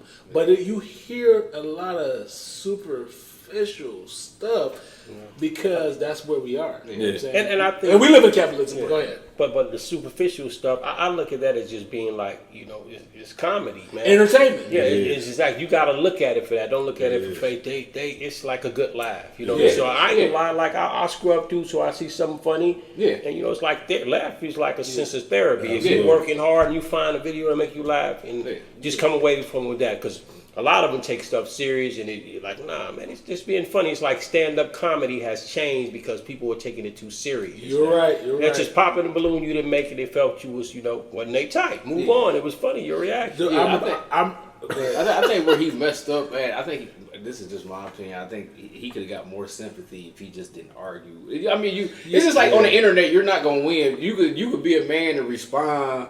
But you're not gonna win on the internet. Argue with a women. Yeah. You look kind of real whack. So that was it right there. He's already up against it. True story. I was in college and we had I was hosting, because I do a little bit of comedy too. So I was hosting what's something I was hosting for? It was for the Deltas. It was a like not a pageant. It was kind of like an auction. I was hosting an auction, and it was this dude. He a friend of mine, and dude got mad at me, like stopped being cool with me for a little while. We cool now, but he was in the auction, and it was like he went for the least amount of money, and even it was a what are they called? The small people, what the people. I'm gonna stay away from that. Yeah, but there was I know what you're talking about. But in the show, I said in the auction, I said, "Dad, even he looked better than you." And dude stopped talking, but you're right. Comedy, when you say certain things, people get mad and get super sensitive. But dude did not. I was like, that even, and I didn't even want to say the short guy because he was about this tall. I think they call them little people. Yeah, little people. It was a little people, and he was like, he was really mad that I said. But you're right. Comedy has changed because you have to really watch what you say. It's sad though. Yes. All right. Okay, so yes, we're about to talk about. Was that Congress? The House. The House. The House. Democrats. Yeah, with the bill for. They're trying to pass the automatic draft between the ages of 18 and 26, but they don't think it's going to get it approved. They said a lot of Republicans are against it because they want to include women. So, back in the day when we did it, it was just men, but now they want to be... Well, when y'all did it. Well, when we did it, it was men, but now they want to be inclusive, and I guess a lot of them are outraged that they want to include women. Let me clear that up, because I said when y'all did it, it sounded like I was a woman. So that's not what it is. I didn't do it because back in the day when they did it, I wasn't a United States citizen. Yeah. And actually, I met Terrence when I became around is that around when I met you? No, we had already knew each other, but y'all remember when I was getting my citizenship. Absolutely. I was getting my citizenship, but I no accent. Been here a long daggone time and got my citizenship. And after Trump became president, when I got my citizenship, because I was like, I ain't going back home. But yeah, so I don't know how, if there's not a draft right now. No. So I don't know how it would affect people because... No, they said it hasn't been a draft in like 50 years. Yeah, it hasn't been a draft since 1973, actually. Something like that. Since 1973. So I don't know. If we had a draft, because that's the part I want to talk about, because it seems far-fetched, but if we had a draft and they want... Because I was looking at a lot of videos that people that were actually upset about it, and it's like a lot of millennials, and it's a lot of people that have children that are millennials that were very upset about it. Their reaction is they were talking about America don't love us, so why would I? You know, it was a lot of black people. It sounds like it was us, you know what I mean? Yeah. Why would we go to war for a country? I can get where that can be the narrative for some of us. Yeah, but I'm one of those, man, like, you know, like you, I know we hear a lot from us, like, hey, America this, America that. They want to bounce America. I'm like the opposite, man. We built this. Why would I give it up? You know what I mean? How can we, you know, get our position of, you know, take our slice of whatever it is that's ours in this? Because we actually built this country. Now, as far as like going to war for it, I mean, mandatory. You know what I mean? I think that, you know, I think that's going to be a hard sell. That's crazy. That's crazy that you say that, because me and Eric and other people, remember, I have conversations about how I'm the last person who would feel like I'm leaving America, because remember we were having a conversation about upset because it is bad, horrible in a lot of other places. Not saying it's bad everywhere else, but you can't really say you want to leave America just based on just knowing America, because if you know other countries, and this the race thing. Racism is all around the world, and then if you go to different countries, that book you're reading, the caste system, like it would be okay for Terrence in the wintertime, not right now because you're dark as me in the summertime, but in the wintertime it'd be okay for him in the wintertime, but it would be really bad. Like let's say we go to Dubai, you know what I'm saying, it's really bad for me because they don't want to speak people like me and him because they don't want to see people like us. You know what I'm saying? So the caste system and around the country, it affects black people is affected even in South Africa, based on. But there are places that you, and the thing about it, and the thing about leaving America too, like there are certain people that have left America and are happy. You know what I'm saying, that are in Africa. But the one thing that a lot of them complain about they leave is access. They don't have a lot of access to like what we have here. So America kind of spoil you a little bit. Like and like I'm what I would call somewhat pro-black. You know what I mean? I believe, you know, I want justice for us, but my thinking in this country, you know what I mean? Like it's like my forefathers, my foremothers, you know what I mean? Those who I know, like I don't know, I know what they sacrificed. So I mean, I think a lot of times we forget about that. Like we was talking about Christianity early, and how like some of our brothers be like, hey, you know, you following the white man's religion. I was like, well, the way I see it is like that's our religion, you know. If the Bible is, if those biblical days was in Africa, it was us, right? We kind of believe that. Well, how is it their religion? You know what I mean? It's actually, you know, we're the founders of whatever that is, Christianity. So I kind of feel that about, you know, this country. Like, they don't treat us the way we want to. But like you say, you go to Africa and we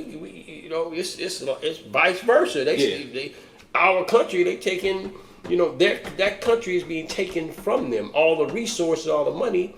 You know what I mean? They don't play fair. And the thing about it is, it's more so capitalism opposed to just America. Like capitalism is like what runs us now, and living under a capitalist, because a lot of people are trying to black people, for instance, they try to join socialist organizations and things, because it's not because they're trying to like get rid of like white people. It's just they just want a redistribution of wealth, where they want to feel like, let's start over because y'all got everything, and we have absolutely nothing. So a lot of times it's just the idea of redistribution of wealth and the idea of just like we talk about racism. Racism still exists. I don't think it's going any damn nowhere. No, never. You know what I'm saying? But I do think that it's not.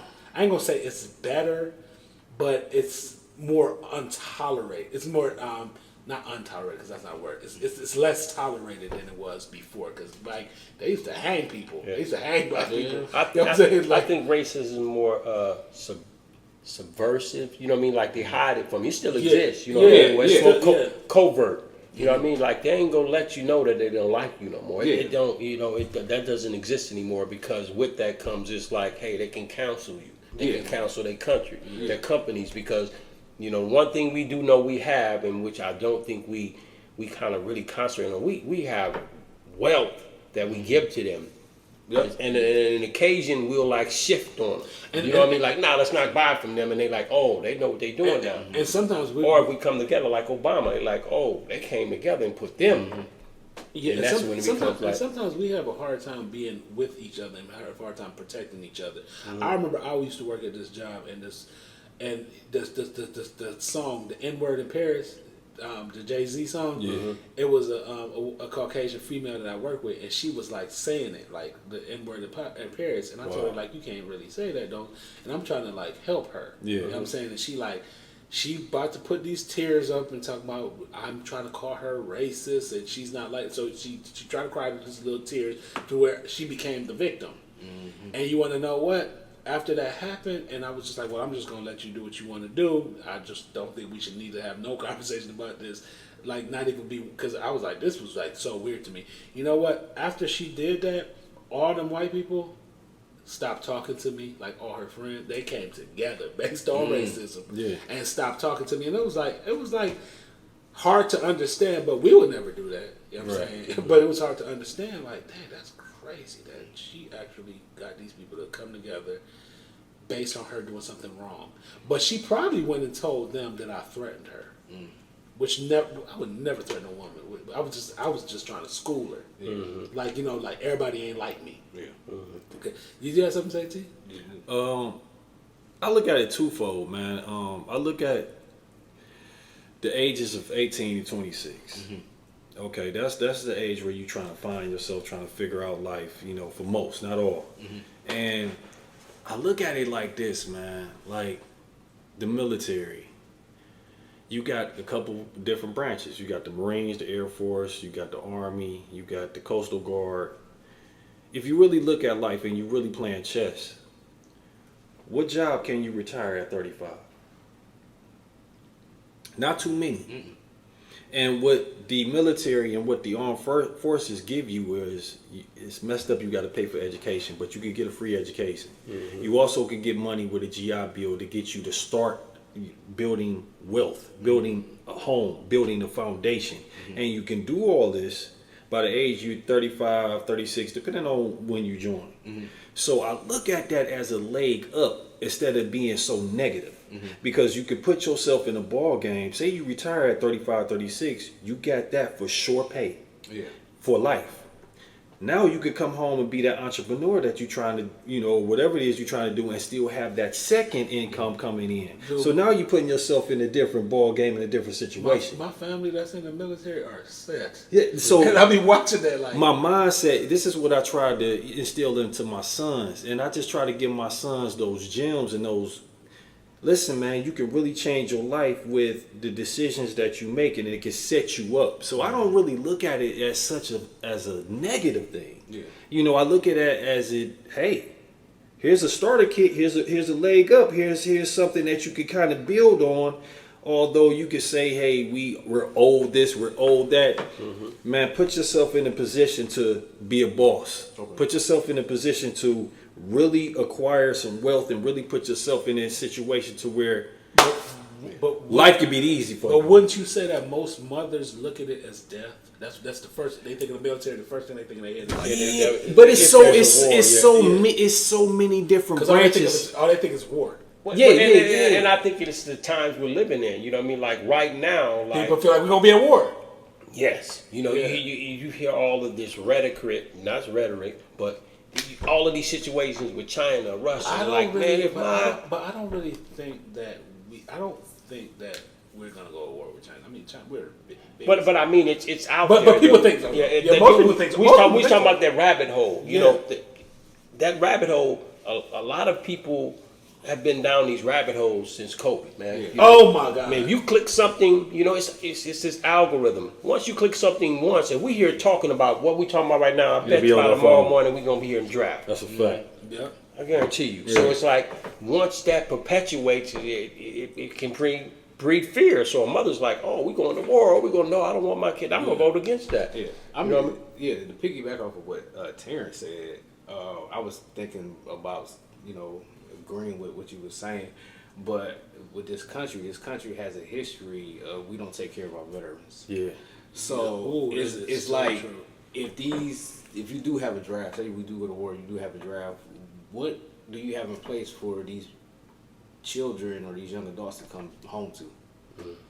not only financially but the mental aspect. Yeah, Because I have family members that have served, and you know the mental aspect of if you go into war, you know, PTSD and you know stuff real, like that. it's So real, what does this country? It's like if you're going to do that, then you have to have things in place. You're for right. when they come back home. You're right, though. So they can help themselves. The thing of matter is that the people that I'm speaking about like in my family, or whatever, they have education in something else too. Yeah. So that's why they make a lot of money in the military, and they're actually like, I don't know the whole hierarchy there. They're actually like doing more. You know what I'm saying? So they're going to be all right.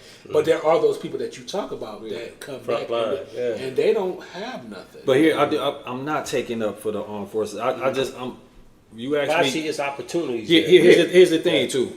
You said draft, but I want to kind of spin it just a little bit because when you go to sign up for the military or the branches, you have to take a test, which is called the ASVAB test. Mm-hmm. And the ASVAB is the test where it kind of mentally sees where you at and what you can qualify for in the armed forces. Mm-hmm. So it puts you in a category. So just say if you score high, you can, get an engineering job, an architect job. If you score around the middle, maybe you can get a truck driving job or this, that, and the third. So you put yourself in a better position that you would if you was just out here on the street and trying to get this job or get that job or get that job. So you can't live in fear. You have to live in, you have to have probability. You have to, first of all, you have to have that belief with the Most High and understand what's meant for you was meant for you. But if you can just, as a black man, we all black men, put yourself in a better position for yourself and maybe your family down the line, I think as far as options, it should be something that you look at from a strategic side. Because a lot of us are not homeowners. A lot of us don't have, something to fall back on. And it's a struggle with how they treat the veterans, but I think it's about what you do and how you do it. I really do. And they're trying.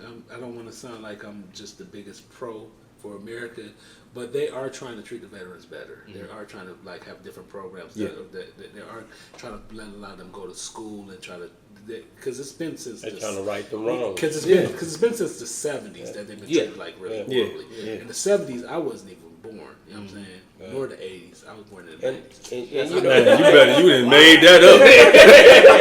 and I really think for us as a whole, like from blacks in which service and serving for this country, it all just stems from the way we've been treated. Yeah. Even when we did go to war for them, how it was when Vietnam. They say Muhammad Ali, he hit it on the nose. He I'm not going. And we coming back, and I'm still a nigga over here. Over there, they say I'm cool. Yeah. And I think Eric, I know for a fact. I didn't mean to say that word. Y'all have to. No, you cool.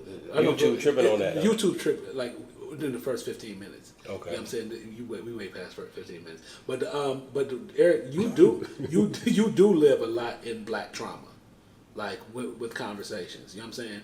You live a lot. Let me explain before you jump across the table. When we talk about the police, or we talk about certain things, you do be well, this is how it's going. Well, and I feel because you're more of a I've been beat by the police. I've been stalked by the police. Yeah, but they were black too. You know what I'm saying? So, but I think that, and I think that it not only with the black, the idea of just racism. I think that you're probably the type of person that you look at things rational. It's gonna be bad. You know what I'm saying? But sometimes our rationality is just looking at the bad side. You know what I'm saying? So I just think that with that.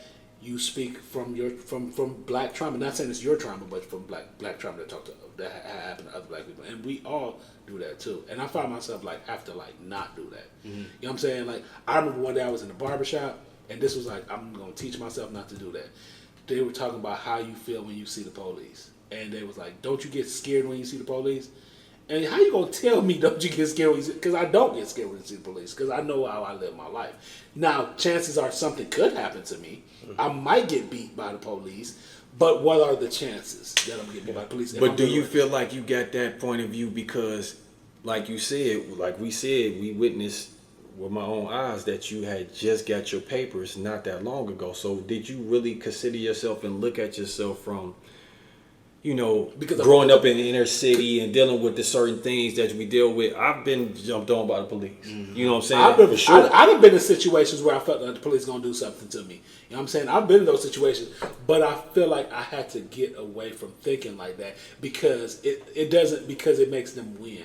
It doesn't do nothing but put me in a place of fear. Oh yeah, you know if they control of your mind. Being controlled by something that haven't even happened. Fact. That haven't even happened. So it's not like racism don't exist. Yes, it does exist. Yeah. It's just that when I go in those situations, I always feel like something gonna happen. It happened. You know what I'm saying? And then a lot of times when you go in those situations too, where you be like, I have to be like this. I gotta be. And then it's like this dude only a cop because he got all C minuses in high school, so he pretty dumb.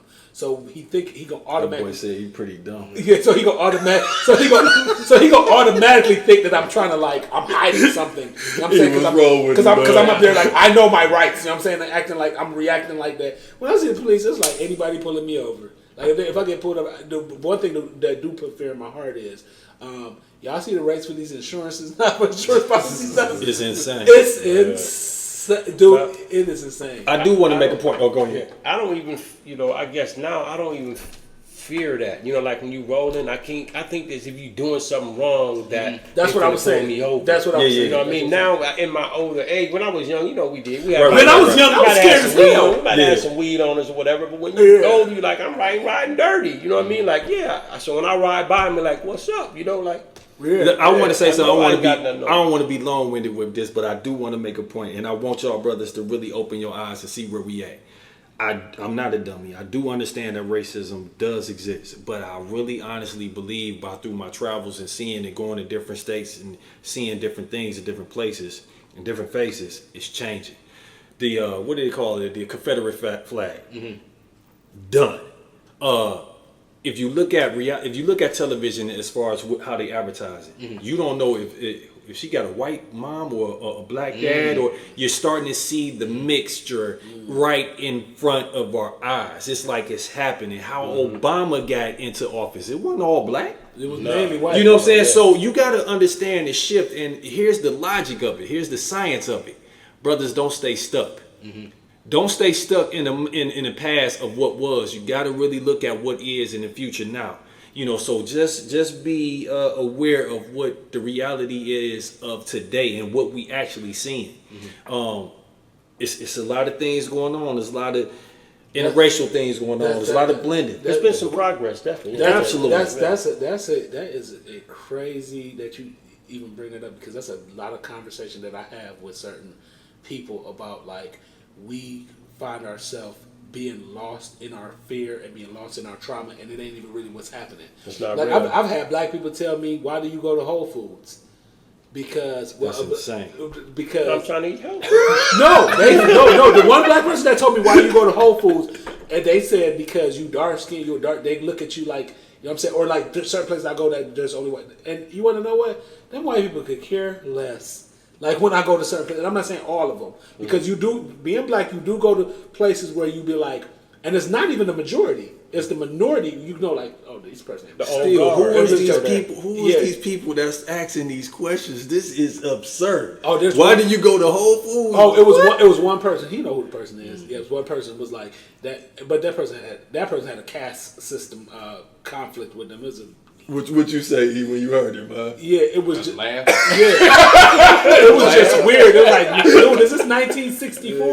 That's insane, man. This was a light skinned person that kind of looked biracial, but they black because their mama about as black as me. Yeah, their daddy just a light skinned Negro. But they try to say, when a female asks me like, so what you mixing with? Well, no, he light skinned. That's why you going to Whole Foods because the price. That's crazy. Yeah, that's not even the situation. Yeah, I know. Because my mama be going to Whole Foods and she know how to pick everything that's on sale in there. She like, this on sale. You know what I'm saying? It's just, but I just feel like a lot of times, food, especially now. Yeah, all food. I just feel like a lot of times we get lost in our trauma where we makes it on us. Yeah, and then we just and we actually find ourselves we find ourselves dismissing certain people that we could probably learn something from, and not being, that they're not bad people. You know what I'm saying? I think Fear that is what stops us. I think that what we seeing, And they do the same thing too. White people do the same thing. what we seeing, fear. like with the brother George Floyd, what we seeing, you looking at the marching. Once these elders die off, once these KKK lovers and they getting very close to dying off, like we talk about extinct, the old heads that was really down with the white primacy and all that, they dying off, y'all.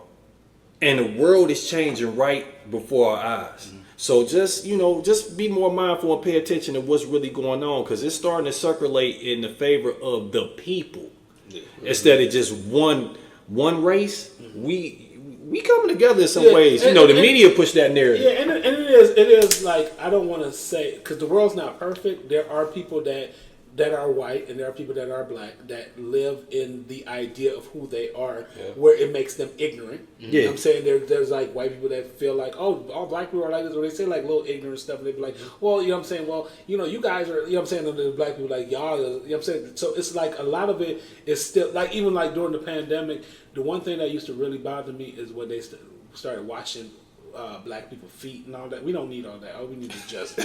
like when I was here, I was like, this is weird. And I'm here by myself too. Like I was at the house by myself, witness all this. I'm like, no, we don't need all that. That's hilarious. Yeah, we don't need all that. It's just that you just want people to understand each other, love each other differently, and love each other more, and understand that we all here together. That's a fact. Like with T, just kind of back away, I don't really think it's going to be about color. It's really going to be about wealth. You know what I mean? It's not going to be. It's going to be the rich and the poor, man. Yeah, no middle class. Middle class is disappearing. That's funny because I done been to a couple of events in Cleveland. Like I told Eric, I went to the. I went to the Black History Museum in Cleveland, and they had like an event where they was talking, and then they were talking about. But it was a socialist organization that was through the event. So I ain't know it. So I'm in there like they're like somewhat kind of like communists. Yeah. And I'm in there with Balenciaga shoes on and everything. So like looking like I'm all about capitalism. And it's like so weird but I understand the idea that these people have. They want a more structured system where the wealth is equally distributed, opposed to. But they're not. I love that idea though. And we should be for that. Yeah, totally. But the hard fact is that those in power will not relinquish. Nope. Yeah, they will not. And then and those that's the wrong mindset. But no, because it's power in the people. It's power in numbers. We really affect change. And when he's talking about, but I mean, I'm saying yes, it's power, but we're gonna have to take it. Yeah, they're not gonna hear. And when he's talking those in power, when he's talking, that's what I said. They're not gonna just get right. And then when they're not gonna relinquish. And when he's talking those in power, he's not talking those in power just in America. He's talking those in power around the world. Yeah. And all of them. Talking United Nations. And all of them ain't white. Right. So it's like those in power. Because like in our country, in the country of origin where we come from, Africa, man, we have black dictators, bro. Let's keep it real. I mean, we killing off us over there too. We are here because of that. Exactly. How did we get here? It ain't because white people. That white folks and they tell us that we wasn't taking y'all, they were selling you. Right. I do want to make this one point, man. It might seem a little awful. Mm-hmm.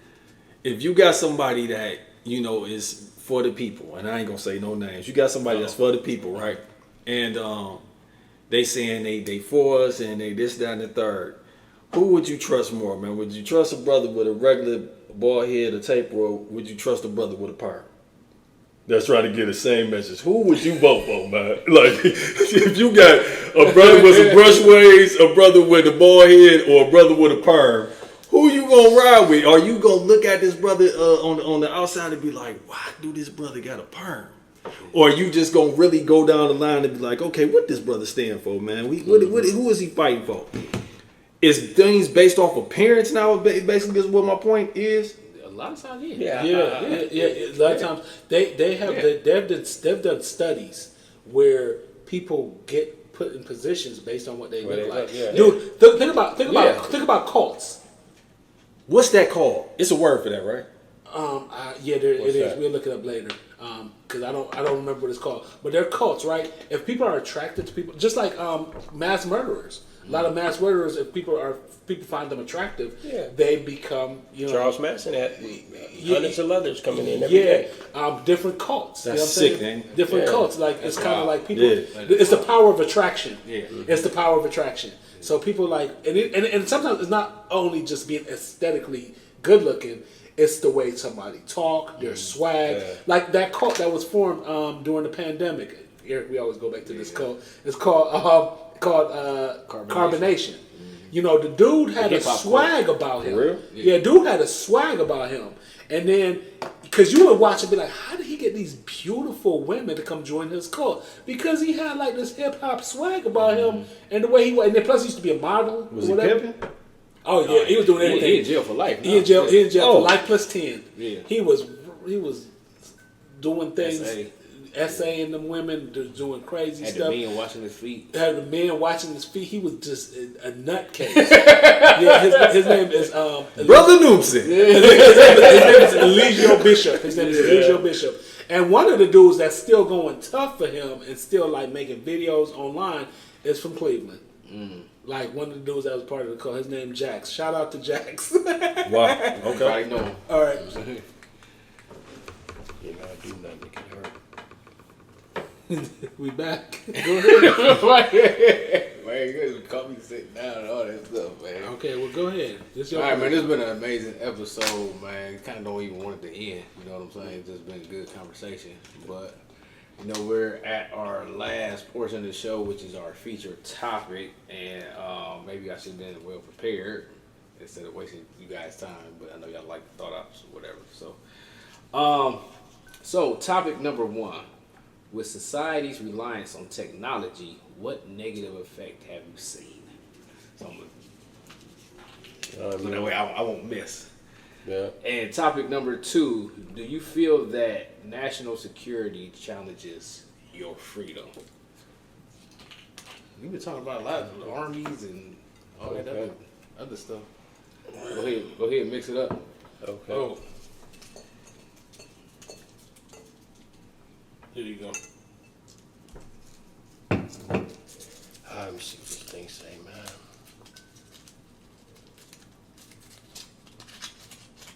That's the one about technology. Number one. Yes. Okay, with society's reliance on technology, what negative effect have you seen? Hey, this is perfect topic. But I don't think you have to be an expert in this, man. We see the negative effect. Mm-hmm. We all live on these. Yeah.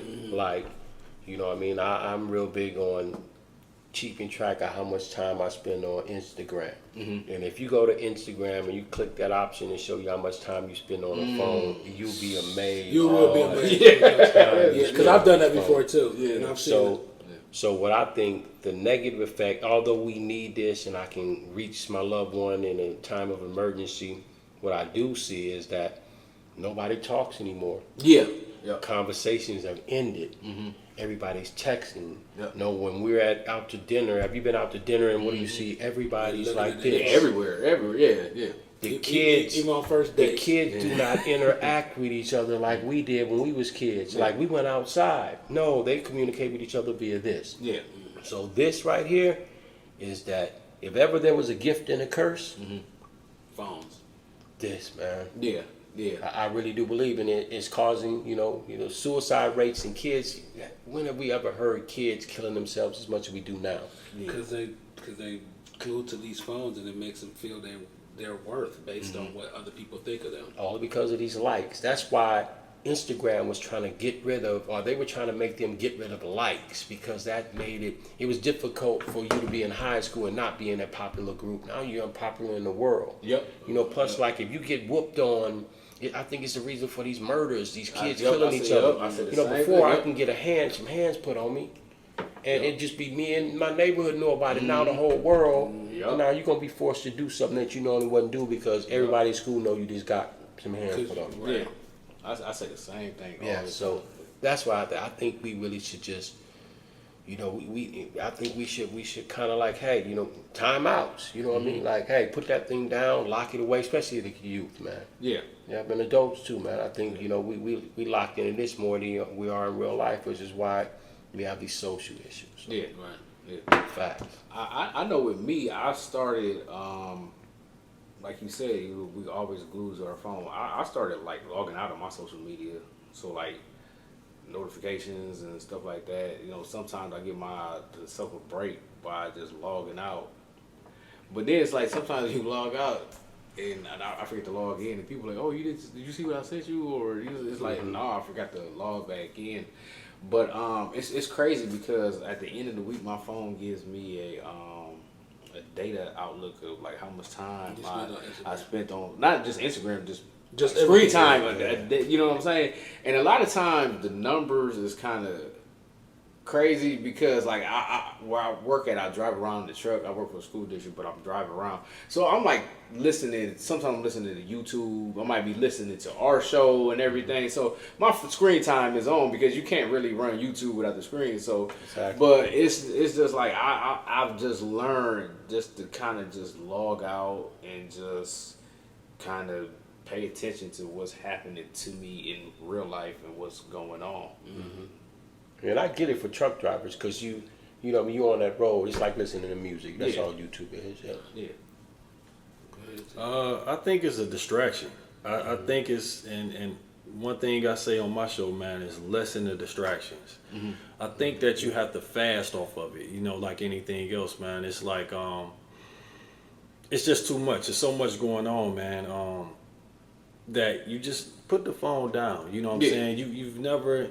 If you got a degree in communications, you eating right now. I've never seen so many jobs being birthed out of people having public speaking or teaching people how to converse and things of that nature, man. So it's taking away the person to person, and it's making people more socially awkward. Mm-hmm.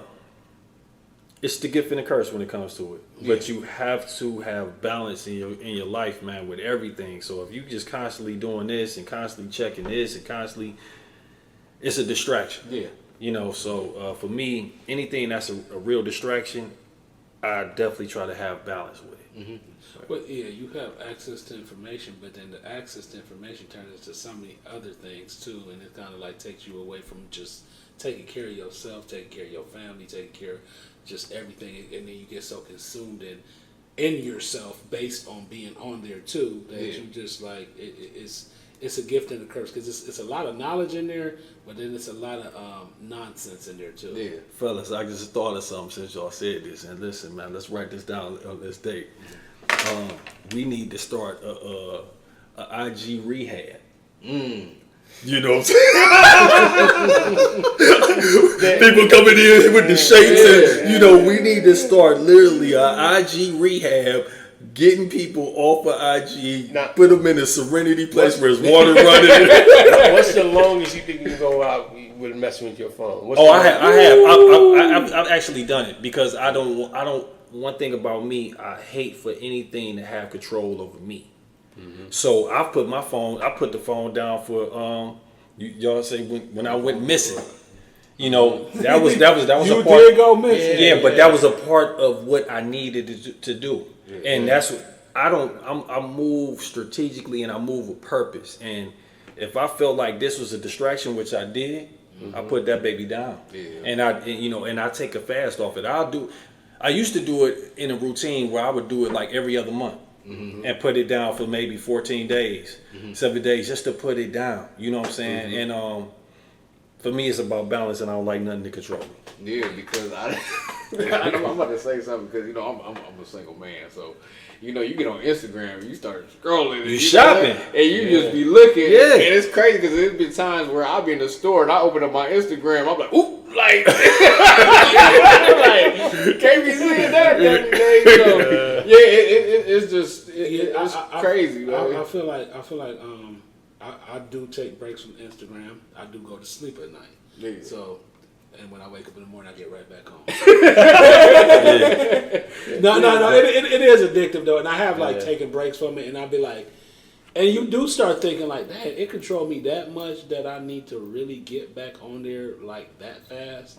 You know what I'm saying? Because then you be thinking about like, am I missing something? Because it's kind of hard to take fear of missing out. Yeah, and it's kind of hard to like take breaks now because we doing this show. Because I be wanting to take breaks and I be like, damn, but we got to put this up on it. We got to put this up. You know what I'm saying? But you could take breaks in other senses too. Like you could just put it up and not pay attention. Yeah, and that's what I mean. You can still do, if that's your profession, if you're a podcaster and you're doing research, that's different than just being on swiping. Yeah. But to be honest, man, that's intentional. I mean, that the algorithm is feeding you what you like. Yeah, it's gonna like you like you say. Listen, you must like watching big booty women. It's gonna put all of that on there. Another one, you know what I mean? It's gonna give you what you're looking for. It's just like the shopping ads. You know what I'm saying? Yes. You be like, man, I need these shoes. You know what I'm saying? You just got to talk about that. You just got because it has microphones in these phones, right? Yes. So it's just like you got to just talk about it. So y'all think I'm playing? IG Rehab is on the way. We about to bring it to you live here. The first one in Northeast Ohio. IG therapy. Yeah. Y'all got any last words? IGT. Any final words? Any final shout outs? Just find a way to find balance, like the brother said. You know what I mean? Off of this technology, find a way to kind of reach back and bring up somebody else that that might be where you was. I think that's where we kind of we drop the ball at. Is once we move on, we get on to better things. We forget that at one time we was trying to find our way, and I always try to reach down to the youth and like, hey, what you looking to do, man? I can show you that. Yeah. I say reach back down and kind of. I think that's how we get there all together. Anything, T? Yeah, with me, man, it's about just keeping God first, lessening distractions, and like we walked in here and to you guys' show, leaving your ego at the door because the ego stands for edging God out. So we build in here, man. We networking in here. We trying to take it to another level, man. So that's what I would say. Yeah, I just want to say I appreciate having both you brothers on here, man. You had an excellent show, man. We had a great conversation, and I appreciate it. And I support everything you two do. Truly appreciate it. Yeah. Thank you, brother. Thank everybody for tuning in, man, to another great episode of Thought OPPS. I'm about to cut this camera off, or this camera go out again. So thank y'all for tuning in. Thought OPPS. Yeah, like, share, and subscribe. We have a new